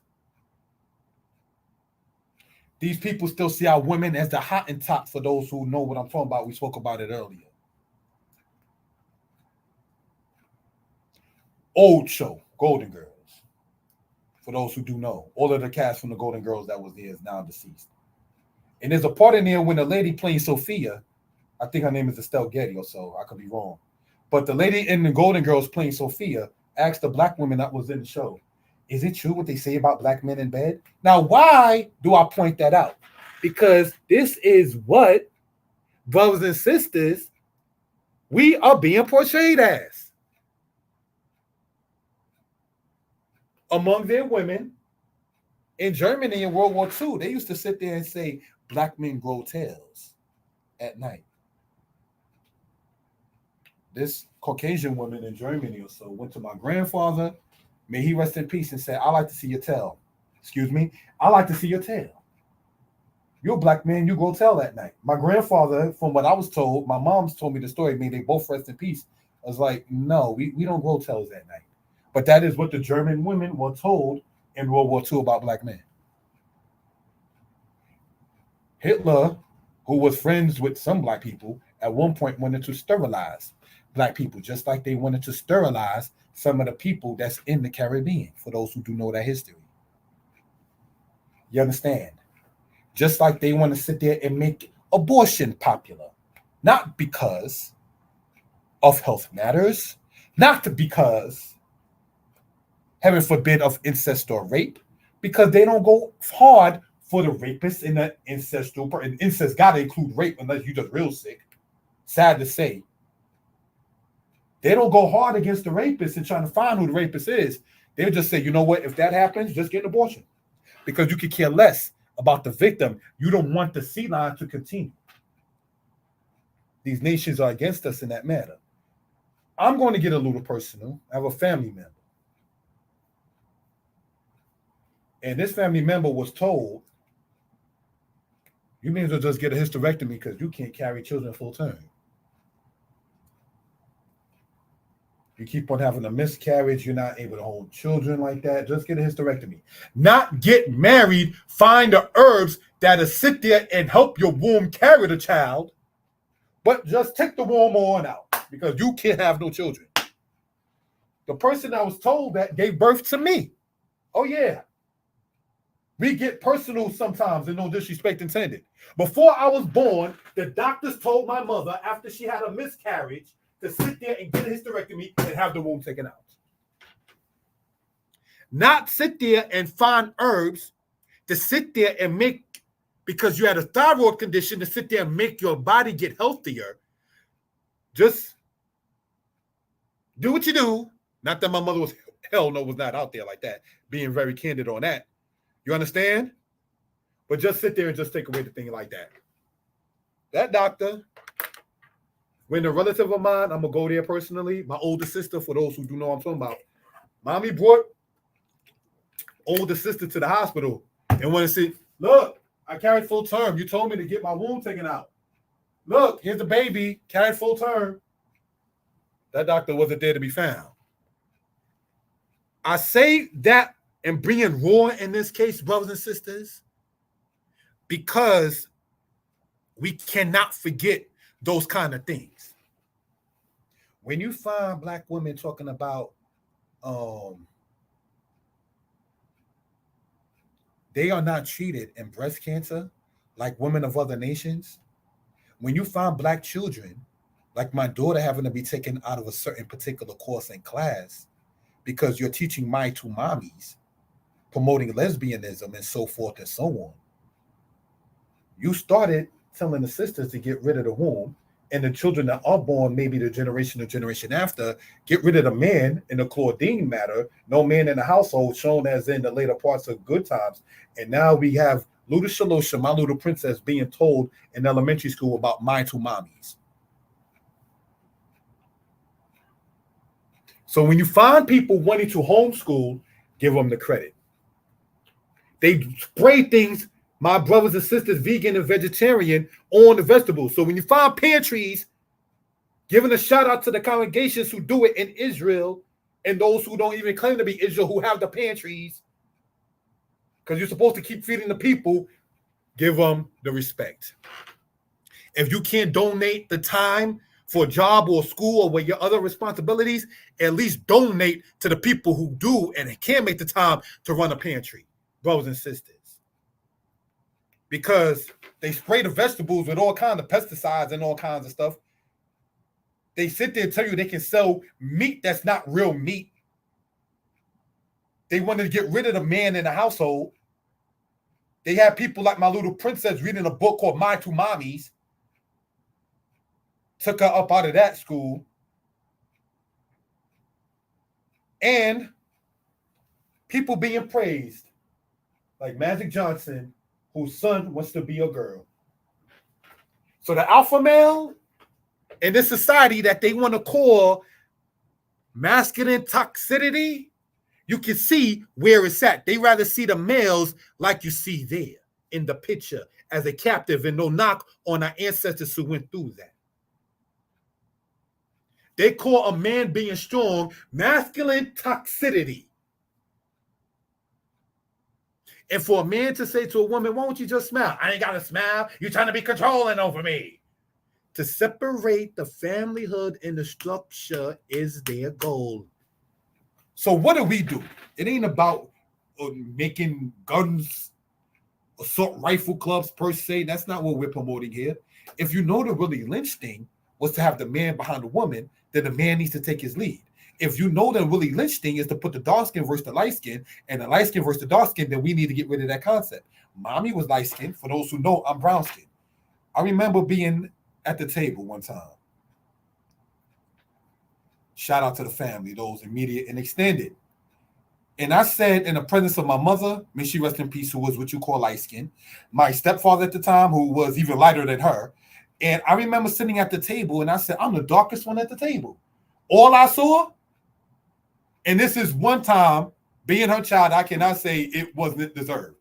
And you know, us as black males who had black mamas from back then, mommy hit like a man. All I saw, hold that 5 fingers across the face. That's the way Japheth, the white man, judges Israel us. I want to state that again. When I'm at the table among relatives, one being immediately from the womb I came from, talking about I'm the darkest one there, that Willie Lynch concept was hit out of me. We don't bring that over in here.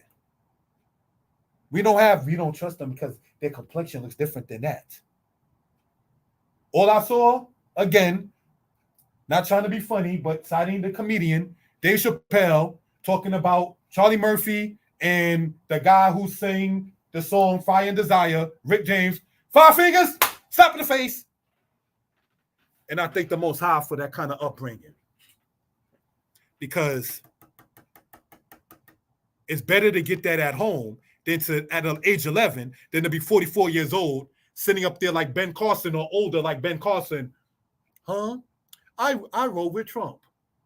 Maybe somebody, no knock on Ben Carson's parents, should have got in his behind, I don't know his personal childhood, verbally or otherwise, to sit there and bring that out to him. You don't sit there and judge people's on accordance like that kind of thing. To prevent the Candace Owens of today saying that white men is better than black men. To prevent, brothers and sisters, the matters that we sit there and see going on today. These are things, brothers and sisters, that we care for edification purposes to bring out to our people. If I can be heard well and people are in good spirits, please type in the number 4. Thank you for that. If I can be heard well and people are in good spirits, please type in the number 4. Thank you. A politician who was a slave master. Remember earlier, we spoke upon saying that we were going to talk about how Anthony Johnson was not the pioneer of American slavery, and we kind of was going to go into that. Well, here we go. In the 17th century, which is the 1600s, we noted that the slave trade was rife. In 1621, the Dutch had blacks as slaves in Brazil, which is part of the Americas, though not the United States of America. The same year, the Dutch West India Company was created. Slavery gained legal status, though it was present already in places like Maryland and Virginia in 1661 and 1663, respectfully. So, brothers and sisters, what can we gain and ascertain in that particular case? Let's keep on studying. We're going to take an intermission and be back within 10 minutes. Thank you for that, family. Thank you for that. Shalom.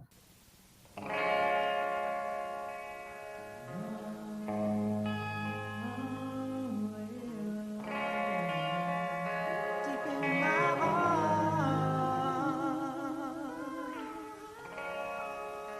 deep in my heart.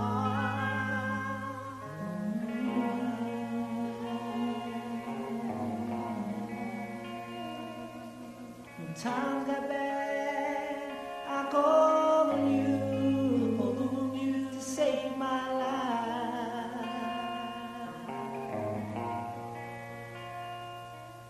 And deep in my heart, it was only you.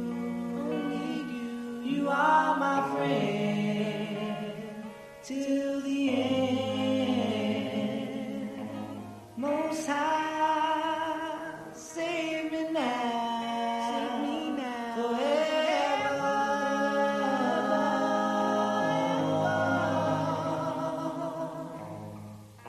Save me now, forever. In many waters I cried to thee to set me free.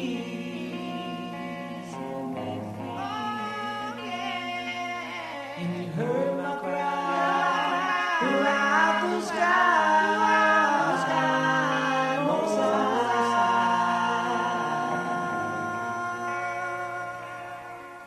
And deep in my heart, it was only you. You are my friend till the end. Most High, save me now, forever.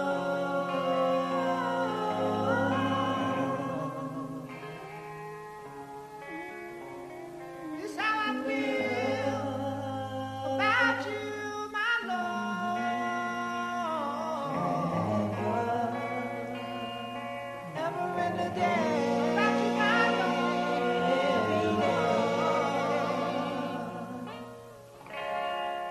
You are my God. You are my God.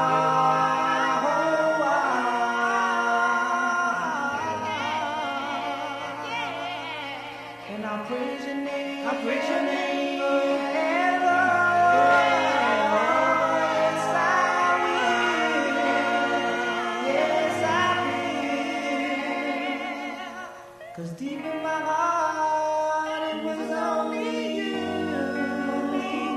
You are my friend till the end. And I pray to thee forever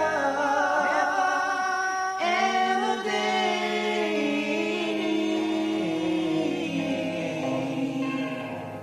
No, no, no. Shalom, brothers and sisters. Thank you for that. If I can be heard well and people are in good spirits, please, I'm asking you, type in the number 4. If I can be heard well and people are in good spirits, asking you, please, type in the number 4. I want to state again, and this is not trying to play business or anything of that sort. When you all do buy the books and when you all do push it to others and so forth, and he or she buys it, I'm not going to lie to you. It does help me to be able to pay for the time with StreamYard, and it pays to keep the website up, danitepublications.com. I do not sit there and generally, as you can see with the Cash App, we rather you, however, buy a book as seen in the description of the video. In that particular case, I do not intend to sit there and just speak and then have people give $2 and $5 and so forth to hear me talk. My teachers did not charge for that.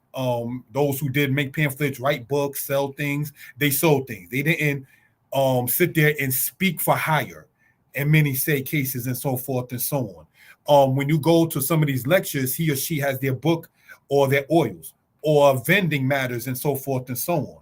So I do not agree with personally having people pay to hear you speak. I rather, if okay, with the family, to get a book of his or her liking or for another's liking, because I have family members that sat there and bought one book but would not buy the other. So I'm just saying like that. In that case. And that supports very well in that case. Those who are comfortable in having me send the book to you myself, that right there is definitely appreciated as well, and so forth. Okay, thank you to the people who typed in. For the person who was singing that song, for the sister who asked, that is a brother named Zakar. All right, so just want to point that out for reference purposes. Let us continue, brothers and sisters, in this matter. Thank you for that, family. Slideshow from the current slide. I'm going to see if it comes up on the screen. And of course it does not, but only mine. So let me, thank you for that, family. Stop that. Present, share screen, entire screen. In this matter, go here, share, hide, make whole, go from here, from current slide. See, this is what we're talking about when we say be teachable. I didn't know how to do all of that, say, last year, but looking up things and researching things and being teachable, and I want to critique certain things like how to get a video live while I'm speaking. In that particular case. So for those who can help, my numbers across the screen, definitely do so in that case. It's definitely appreciated, brothers and sisters, in that matter. In the 17th century, we noted that the slave trade was rife. In 1621, the Dutch had blacks as slaves in Brazil. The same year, the Dutch West India Company was created. The Dutch West India Company. Why do we want to point that out? Because the Dutch was in places in certain Caribbean islands and in a place today called Suriname. Correct me if I'm wrong. There was also Dutch Guyana before it became British Guyana. Correct me if I'm wrong. Which, sidebar, no disrespect intended, is not on a 12-tribe chart. Israel, correct me if I'm wrong,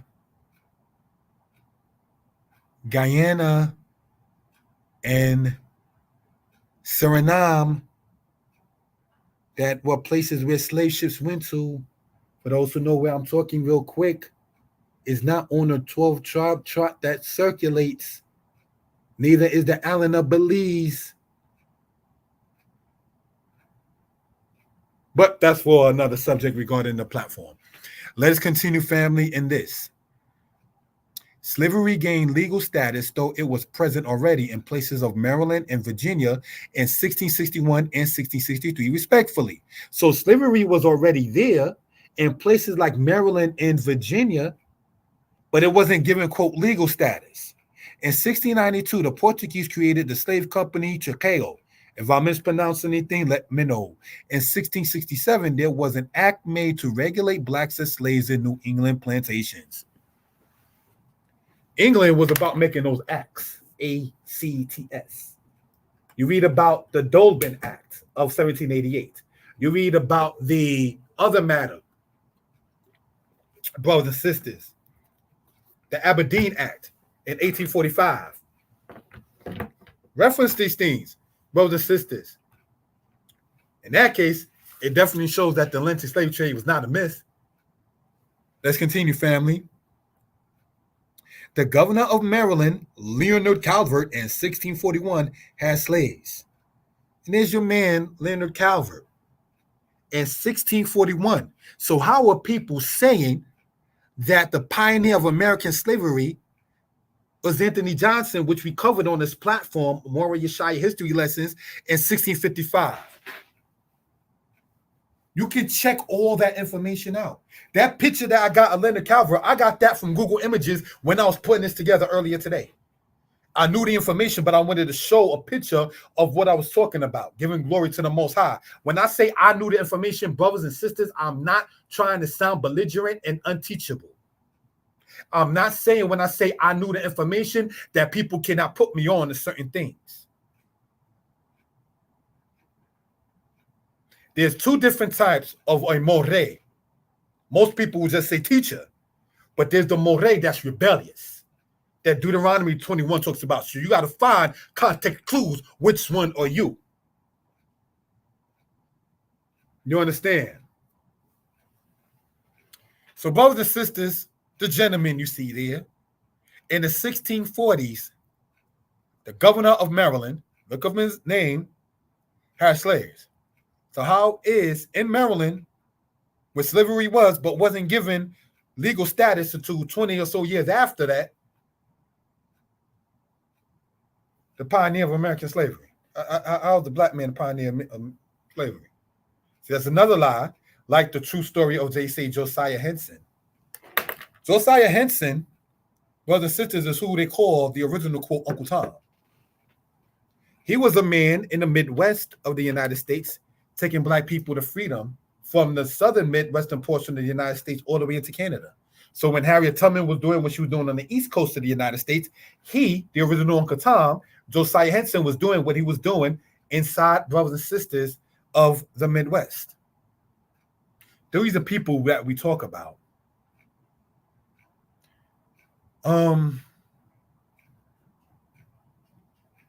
Let us continue in that same vein.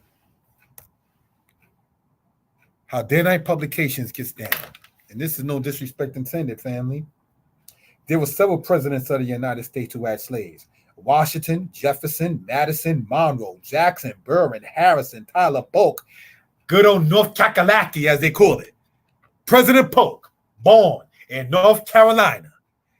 Taylor, Zachary Taylor. Some say he was assassinated, but that's debated. The father-in-law to Jefferson Davis. Johnson, Lincoln's successor, and Grant all had black just. Stop! I can't do it like Little John, but what? What do you mean, Grant? You mean the guy who was fighting, brothers and sisters, for the Union North had slaves? Some say one slave, one record says 5 slaves, some say 7, but he was a slave master. Grant, the 18th president, had slaves. Johnson, the 17th president, the VP, brothers and sisters of Abraham Lincoln, who came from Tennessee, was Johnson. And made to sit there and accepted running on the ticket to balance things out. Brothers and sisters, the gentleman that you see there on the top right is Jefferson Davis, who dressed up as a woman and got caught in May of 1865 to get into some history. He was the president of the Confederacy. He came out of Mississippi, brothers and sisters. Now, why do I put Trump and Jefferson Davis in the same picture? For those who can see this picture before we get into this, talking about the commemoration of our freedom in certain cases with Juneteenth, please type in the number 3. For those who can hear me, and if you're in good spirits, we are on Mora Yeshaya Torah lessons, Mora Yeshaya history lessons, and the Facebook profile, brothers and sisters, looking at it right here, if we will, Yeshaya Danite Historian Israel. So whatever platform you're on now, if you can hear me well, and if you're in good spirits, before we delve into this verbally, what we're talking about, giving honor to the Creator, please type in the number 3 for those who can sit there and see and hear what we're talking about for reference purposes. Why, brothers and sisters, is this picture shown here? On the right-hand side, Jefferson Davis, who died, brothers and sisters, correct me if I'm wrong, in 1889. And then you had, on the left-hand side, Trump, shown there. Because they have similar spirits.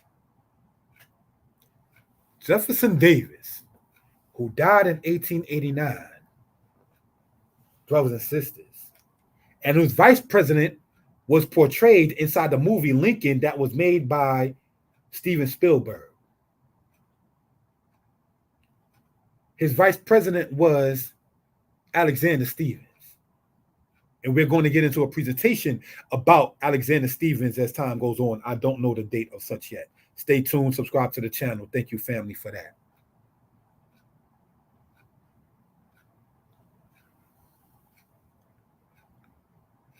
When the North was defeating the South, like with Tecumseh Sherman in Georgia,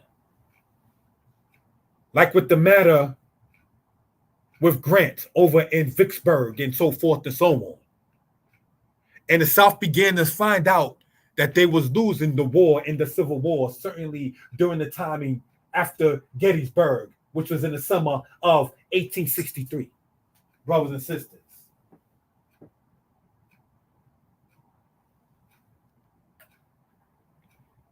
Jefferson Davis freed black people in the South and was going to have them fight for the Confederacy.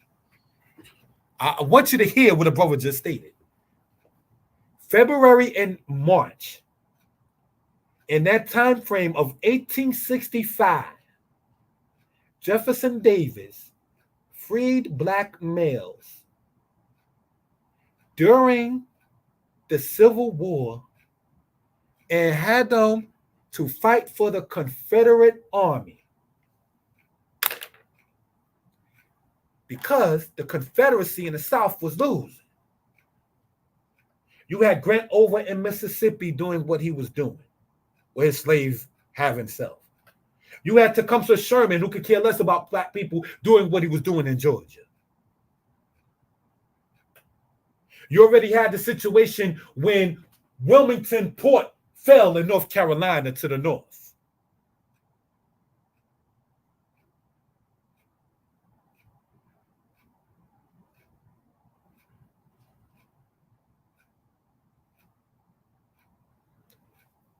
So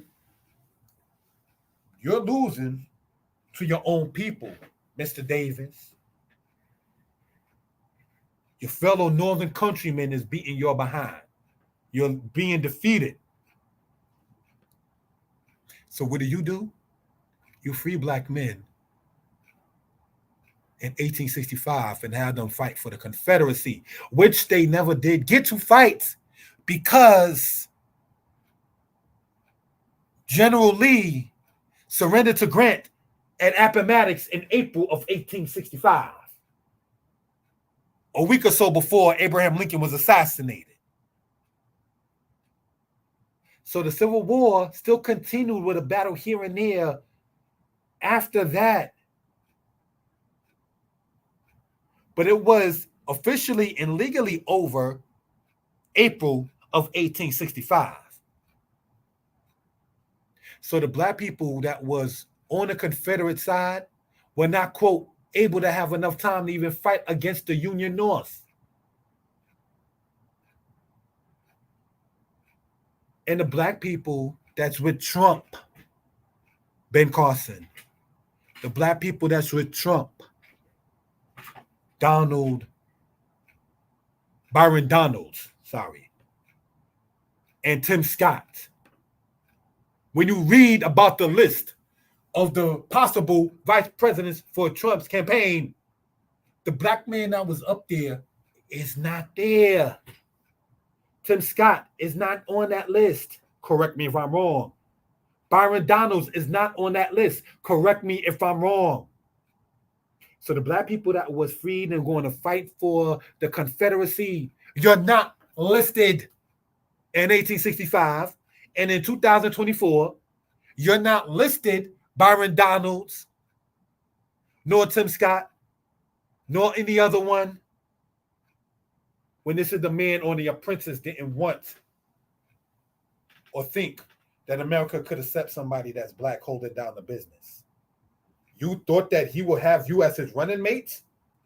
The one who said that the Central Park 5 taking a page out in the New York Post or so should sit there and be put to death and did not try to retract on his words when the innocent were proven to be such and the guilty turned himself in?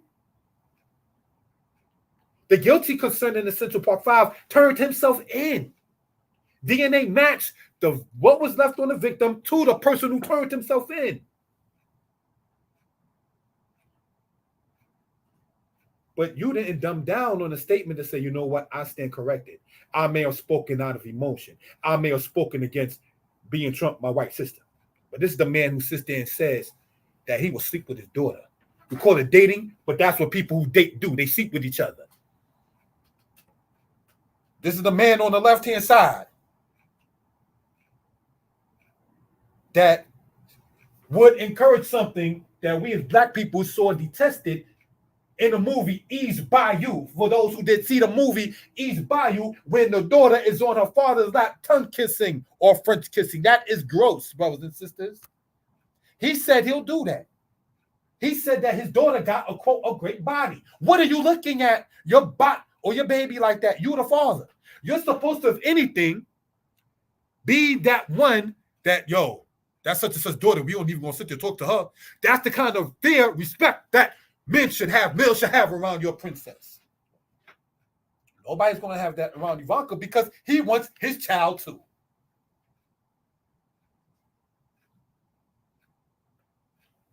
So, brothers and sisters, that's sick. You understand? There's not a known relative that I have or that I know the people in the sound of my voice have, and that I see more subscribers on the channel that they have, that we encourage that kind of behavior.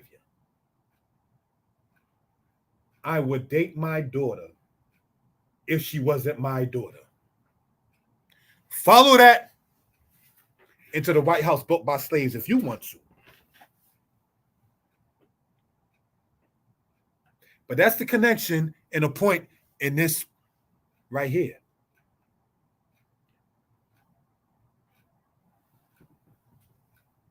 The dude on the left-hand side,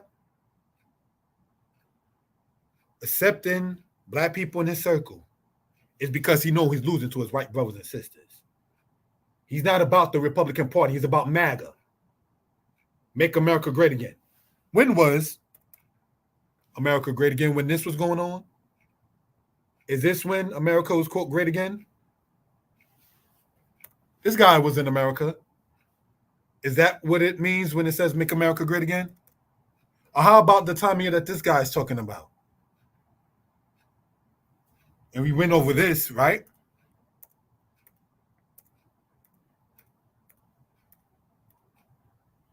Or what this book talks about. This book that you see right there, The Slave Community, talks about how black people used to think that the plantation in the South was just the whole earth surrounded by water, because they never ventured off in many cases to other places.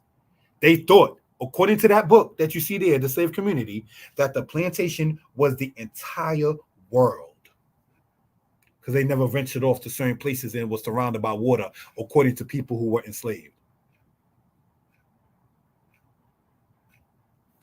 So, brothers and sisters, not to be long-winded, we've been going on since maybe 3 p.m. Eastern Standard Time. It's now a little after 5 o'clock Eastern Standard Time, and I appreciate those who are watching now, stayed on, and who will watch later. Comment, like, and subscribe, and share, please. I ask you. Reach out to me, 908-587-4841. But just like Jefferson Davis had to sit there and get black people on his side because he was losing to his white people, so was Donald Trump losing to white people. So he'll sit there and go in Georgia with the prearranged hug with the lady that works at the store. He will sit there and show AI, artificial intelligence, things with black people and Trump together. He'll show pictures of him and Snoop Dogg. You can't sit there and show pictures of you and Pence. Of course not.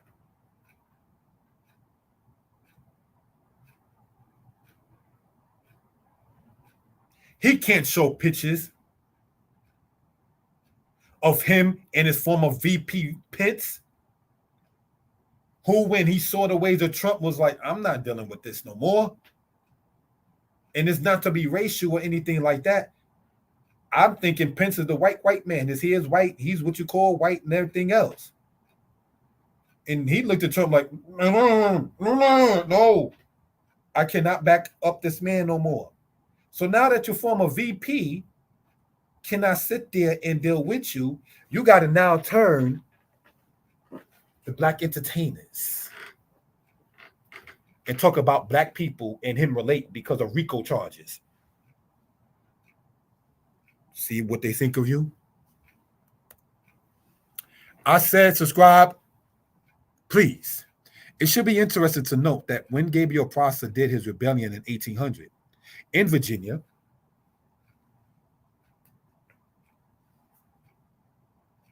the people who were at the trial in 1801 were told that they felt that they, the slaves, were the Israelites of the Bible. James Monroe was the governor of Virginia at that time, and Jefferson was the president. Needless to point out, Prosser was executed.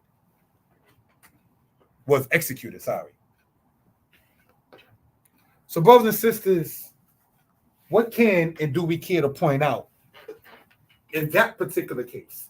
We went over the matter,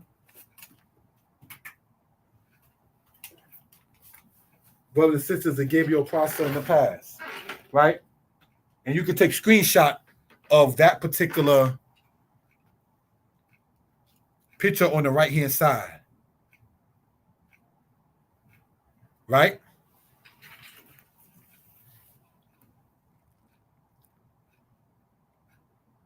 Did James Monroe, the future president that we spoke of earlier, being a slave master, know that Gabriel Prosser was telling black people that according to the Bible, they were the Israelites?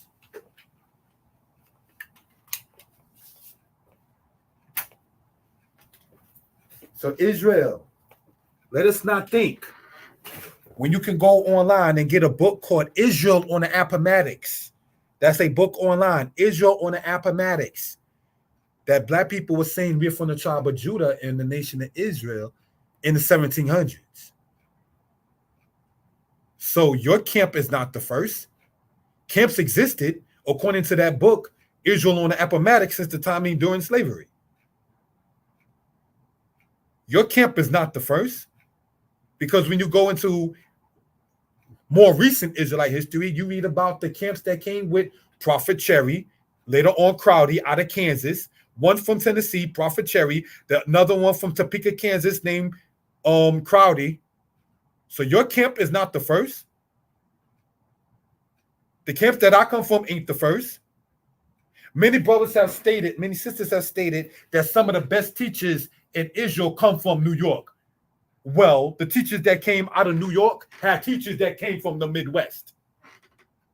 Let us understand something talking about us being the children of Israel in this American society and so forth and so on. The teachers that you respect, whom I respect, who I was taught by, their teachers came from the West Indies and from the Midwest.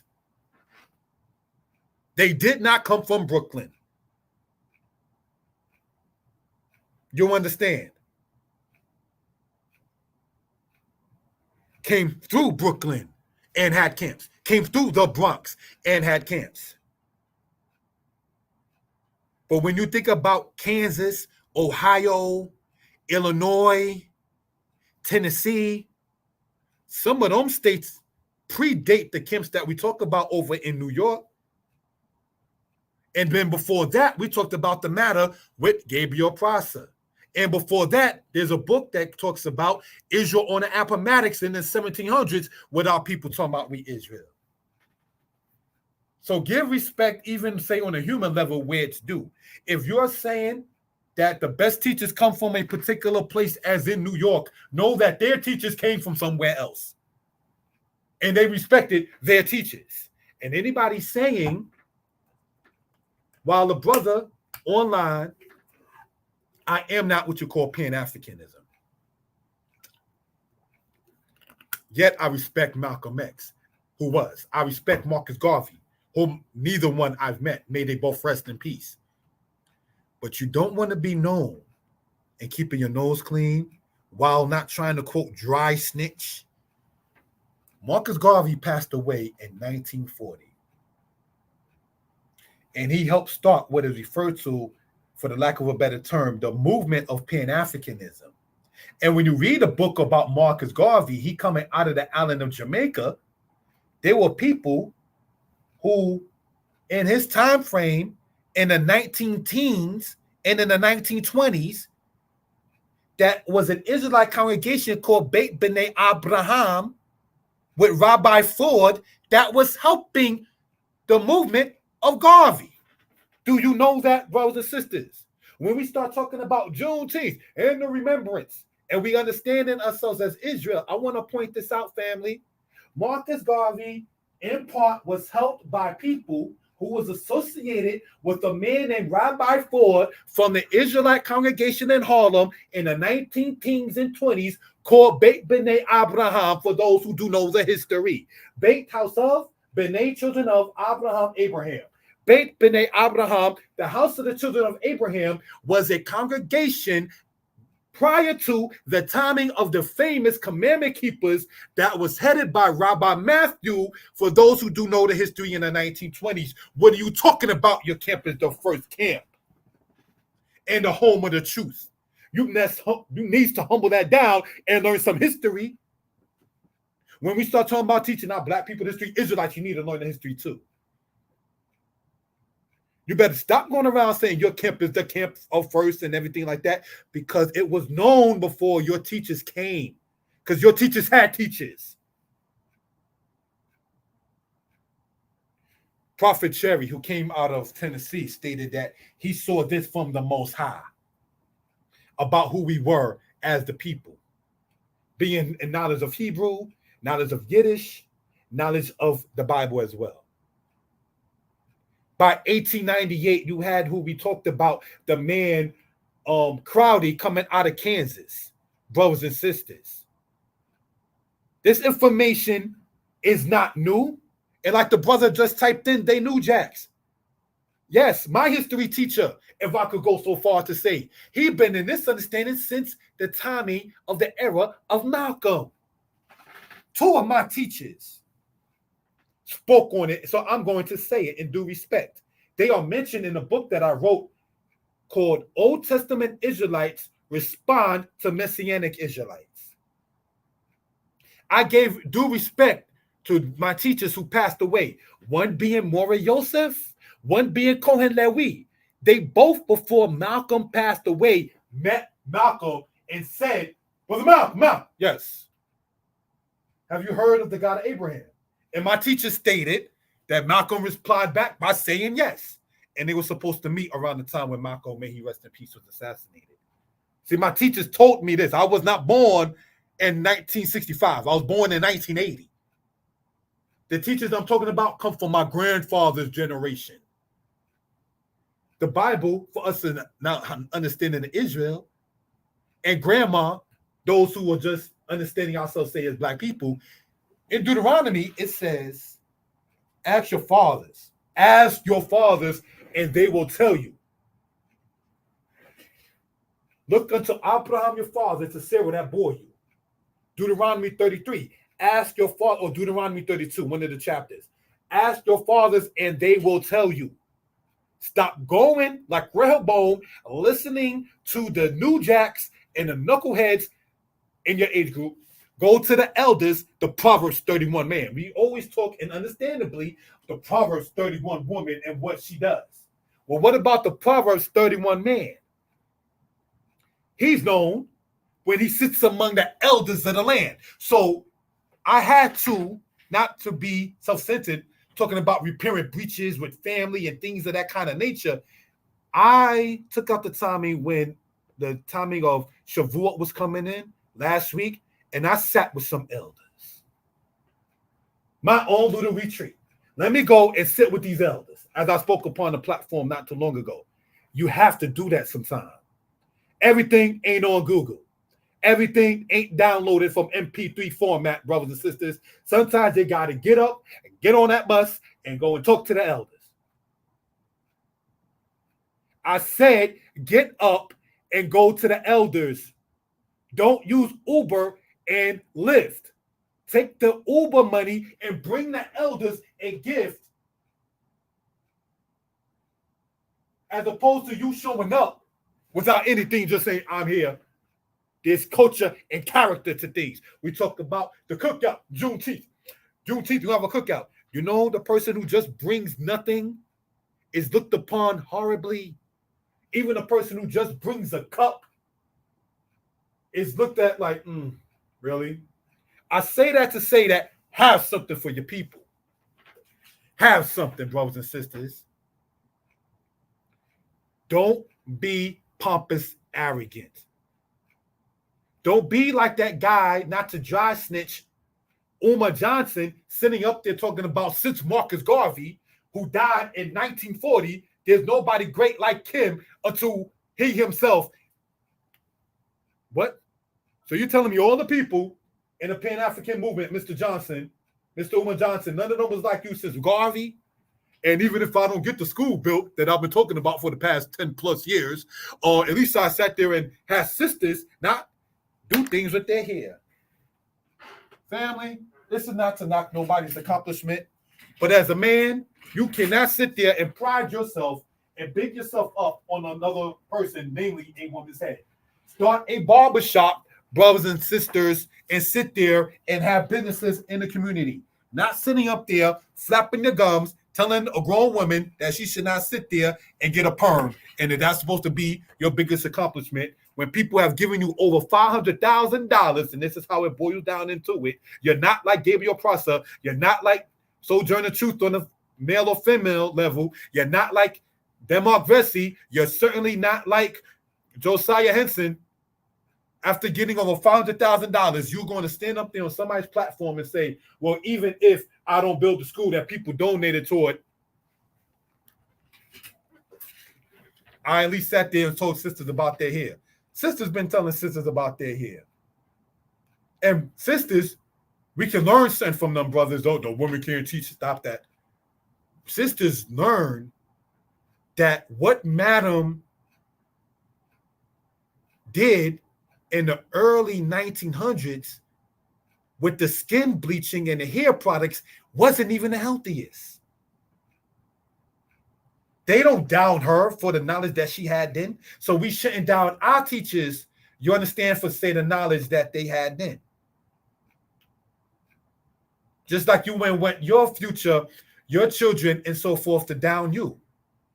But you can't be going online or offline, Mr. Johnson, sitting up there talking about nobody in that movement's been as great as you since the founder of it. And again, when you study about the matter with Marcus Garvey and the Pan-African movement and so forth, there were Israelites associated with the elder, may he rest in peace, Rabbi Ford, who was associated with helping in that case. The understanding of Israel is not new. Don't think it started with your school. Brothers and sisters, let's look. Now, that's not a typo. M states in the state of mind. The slave states were Florida, Georgia, Alabama, Mississippi, Louisiana, North and South Carolina, New York, New Jersey, Pennsylvania, New Hampshire, Massachusetts, Texas, Tennessee, Kentucky, Missouri, and Virginia. And you know, I forgot some, right? Connecticut was a slave state.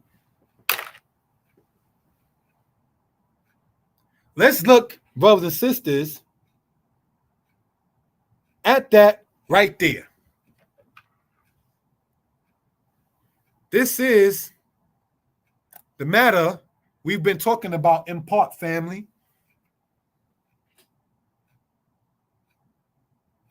And looking at this for reference purposes. Pennsylvania was a slave state. And as pointed out, for those listening, there are some states that I did not type in there that were slave states, brothers and sisters. So when you look at Wall Street, yeah, or Fulton, for those who know about the 4 train in New York, yeah, it's how it got Wall Street got its name. It's not far from what they call Water Street, where the water is at. And they used to bring the ships there by the Portuguese in the 1850s.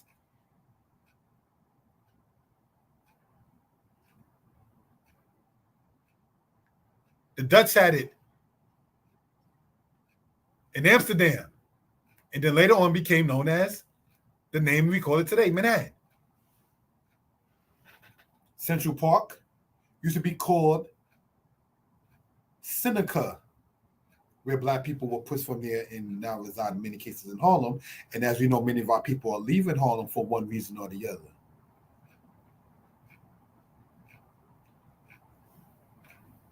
This, again, is not to sadden, depress nobody, nor is this an apology as if to say, well, you know what, many people going through things. Because when you start talking about, and I hope I'm not talking too much or a line, when you start talking about and giving honor to the Most High, we can speak the truth. The mafia was created in Sicily because the French was attacking them. For the lack of a better term, white on white problems, white on white crime.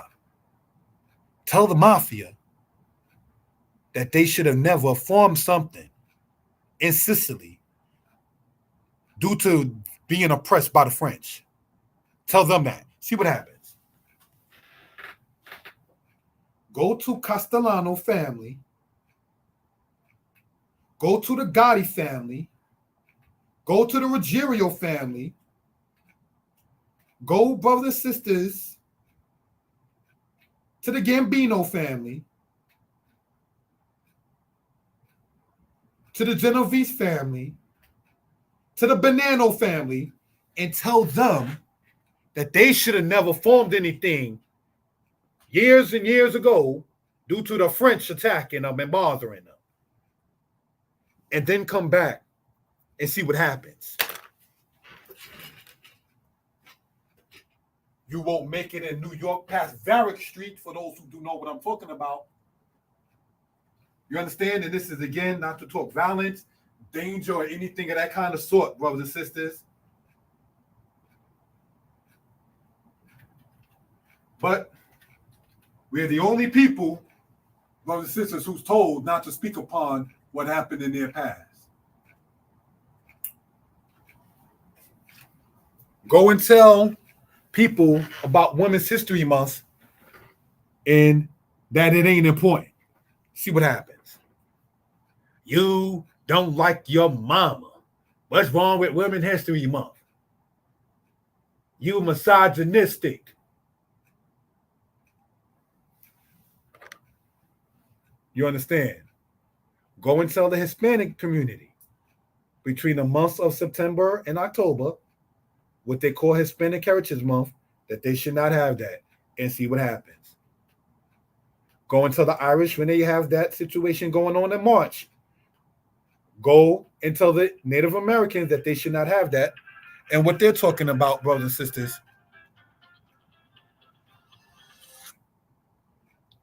And see the response you get. We're the only people dumbed down, like the lady from Clueless and Ben Carson. And like I was speaking upon earlier, Morgan Freeman. Mr. Freeman, if you hear this, you playing with Denzel Washington in that movie Glory that came out, if I'm not mistaken, in 1989, and I saw it in 1998. I saw your movie, Mr. Freeman, Glory, in 1998. And I want to, brothers and sisters, and giving honor and praise to the Most High, go into this matter, if we will, right? Bear with me with that. Thank you, family.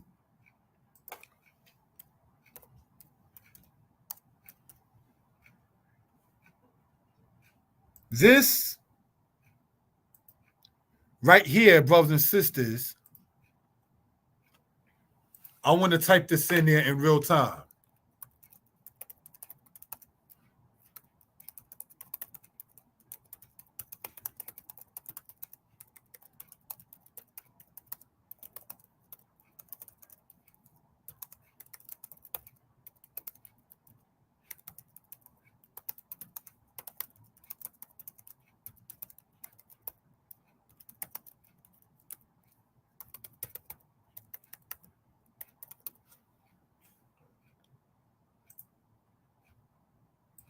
Guess that's how you spell the man's name.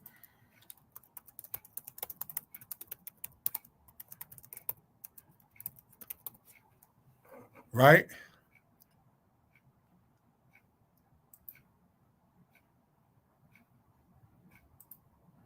This book that I've been advertising for quite some time, right?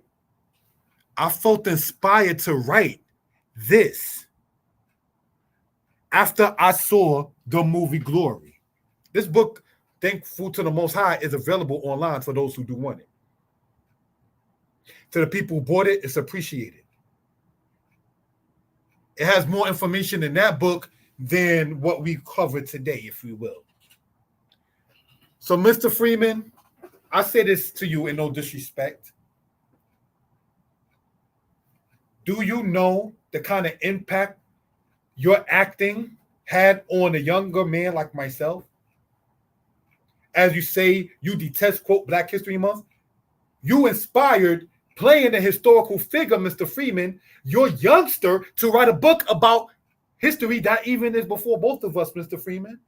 And I say this in no dishonor. Me watching that at the age of 18 in 1998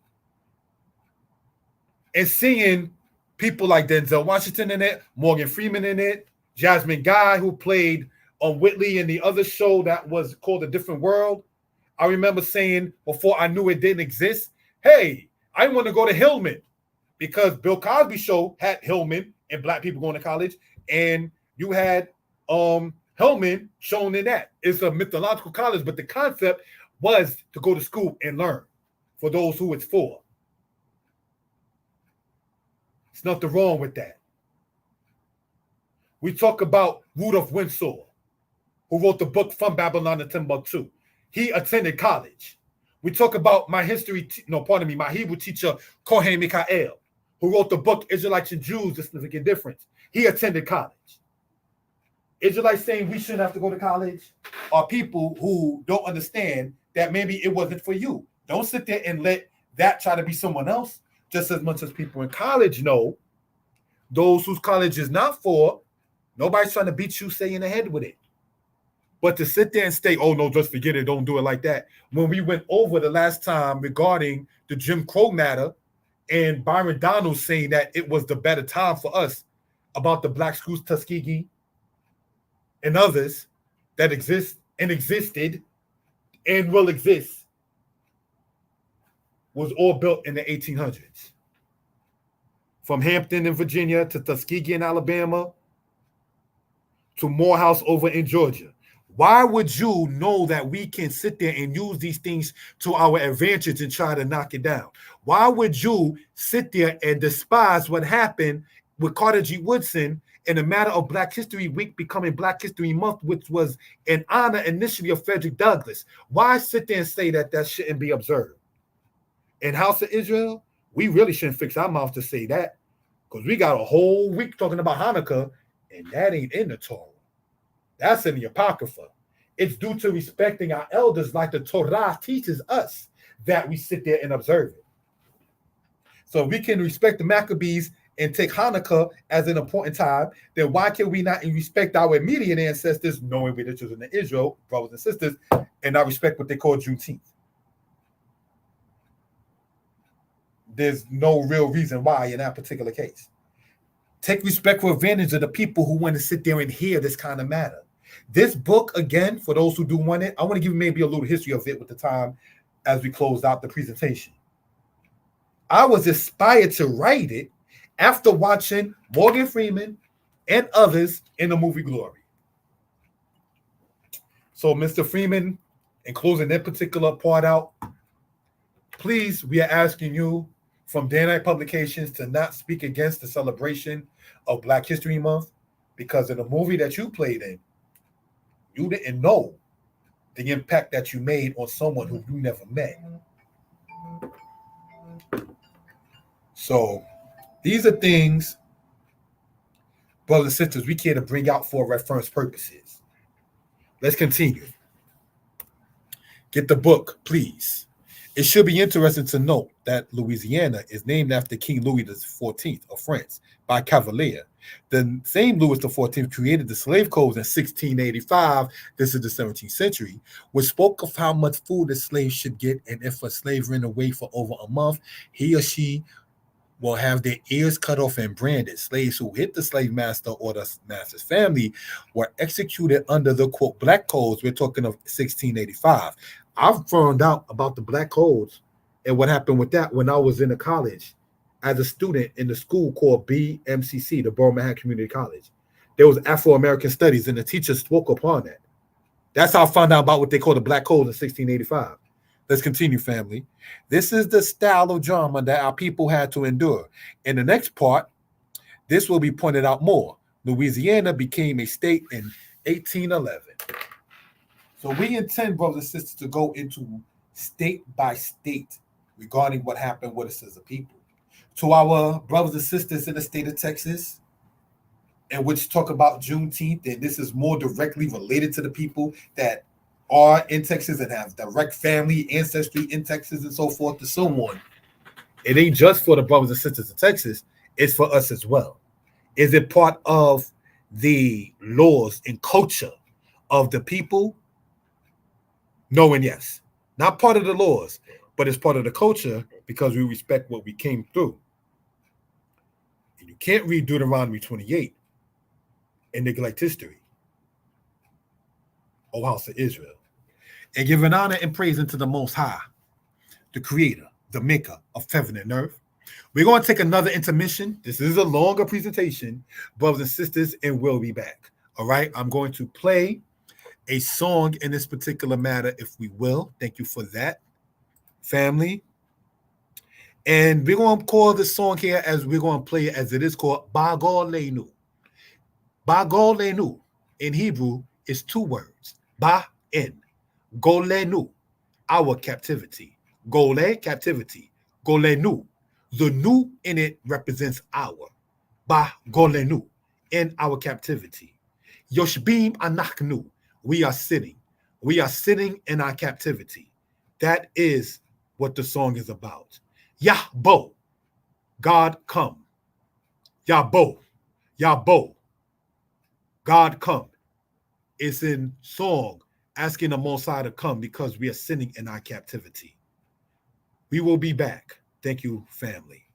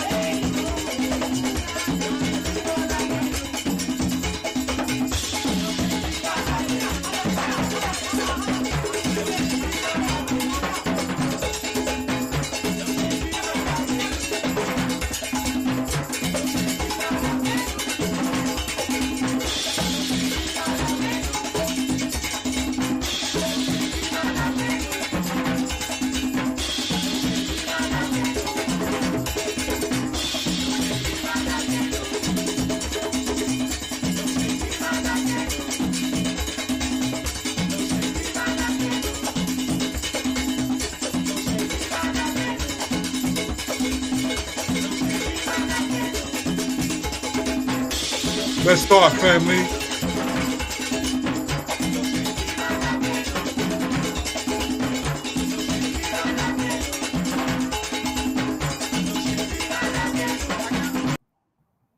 Shalom, brothers and sisters.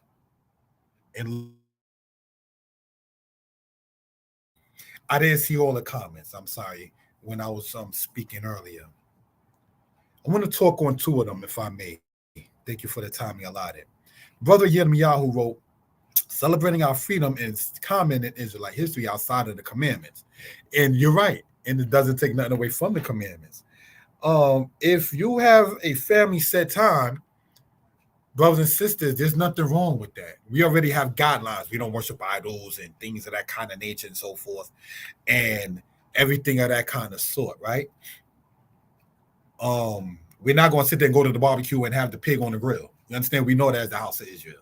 We're not going to sit there, you understand, and promote going to the barbecue and people intoxicated, and you see things like Men's Society when one feel they got to defend the lady and like in the movie. It ain't going to be like that. You know what I mean? So looking at it like that,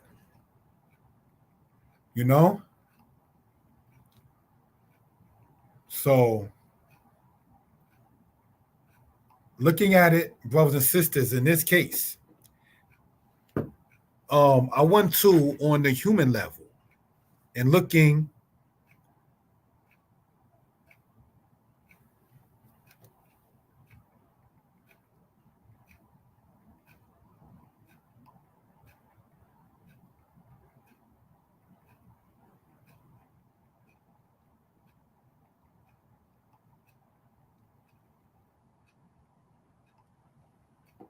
at this, brothers and sisters, right?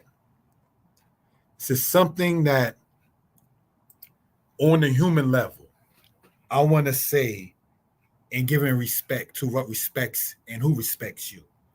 Sarah, that's my lady, and so forth. And when I say so forth, things, intentions, and growth and building and so on. The statement saying, keep dropping them gems means a lot. When you are inspired, brothers and sisters, from what and who loves you, that is one of the best feelings on earth, brothers and sisters.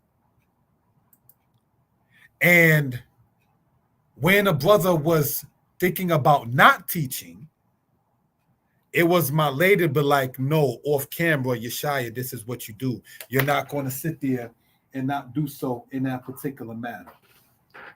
You understand? And I want to, when we speak upon the scriptures and speak upon us and so forth, right?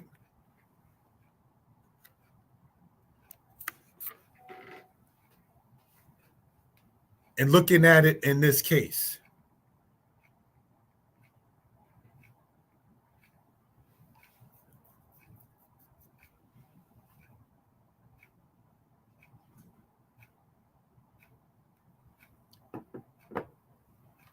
you don't disrespect what and who respects you, online or offline. That is the salient point in what I'm saying in that matter, brothers and sisters. Let us continue and close out with the timing allotted, if we will. Thank you for that. Let us pull up, if we will.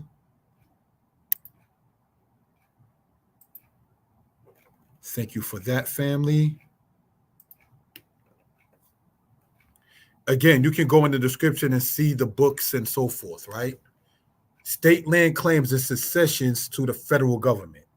Now, why did I want to post this and show real quick in the matter with us as a people, if we will, with the laser pointer, it shows Spanish possessions, Florida 2, was Spanish possession. Louisiana at one time was Spanish possession. So the colonies that we're talking about, brothers and sisters, if we look at it, was by the British. But their commonality is what we want to show on the left-hand side.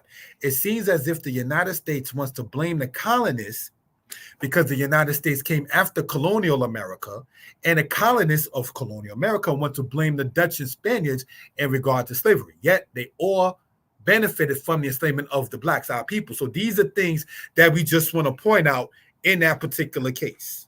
All right? New York, colony in 1664 and state in 1788. And then you have New Jersey, Pennsylvania, Virginia, South Carolina, Connecticut, Maryland, Rhode Island, Massachusetts, New Hampshire, Georgia, Delaware. And looking at it in that particular case.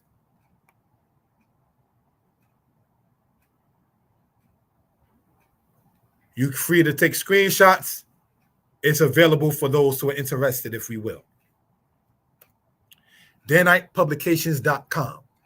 How can you support the channel? No, not by super chat. Rather, you can look in the description and buy the books that are advertised on there. We can be reached at 908-587-4841. Email YYISRAEL, the number 22 at yahoo.com. Website, daynightpublications.com. Again, I want to state to the brothers and sisters who do buy the books for themselves or for someone else, the monies that do come from it, the revenue that does come from it, the royalties, as it's called, that come from it, the funds that do come from it, help support the prolonging matter of the StreamYard and paying that bill in that particular case, and brothers and sisters in the matter of keeping the platform open with the website. Thank you for that. We hope and pray that everyone is well and will be better. Now, this is the end of the presentation in this matter. Black inventors and their inventions. We've seen this online and offline.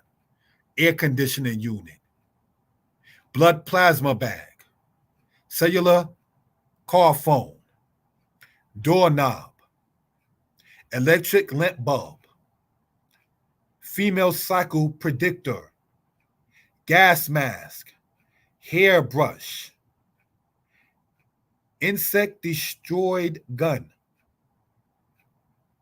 lawn sprinkler, mailbox,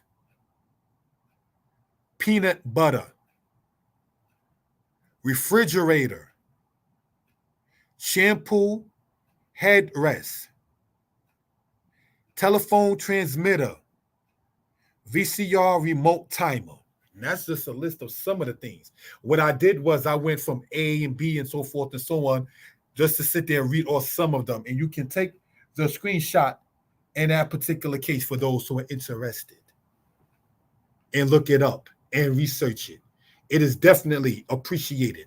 Subscribe to the channel, comment, like, and share. Thank you for that, family.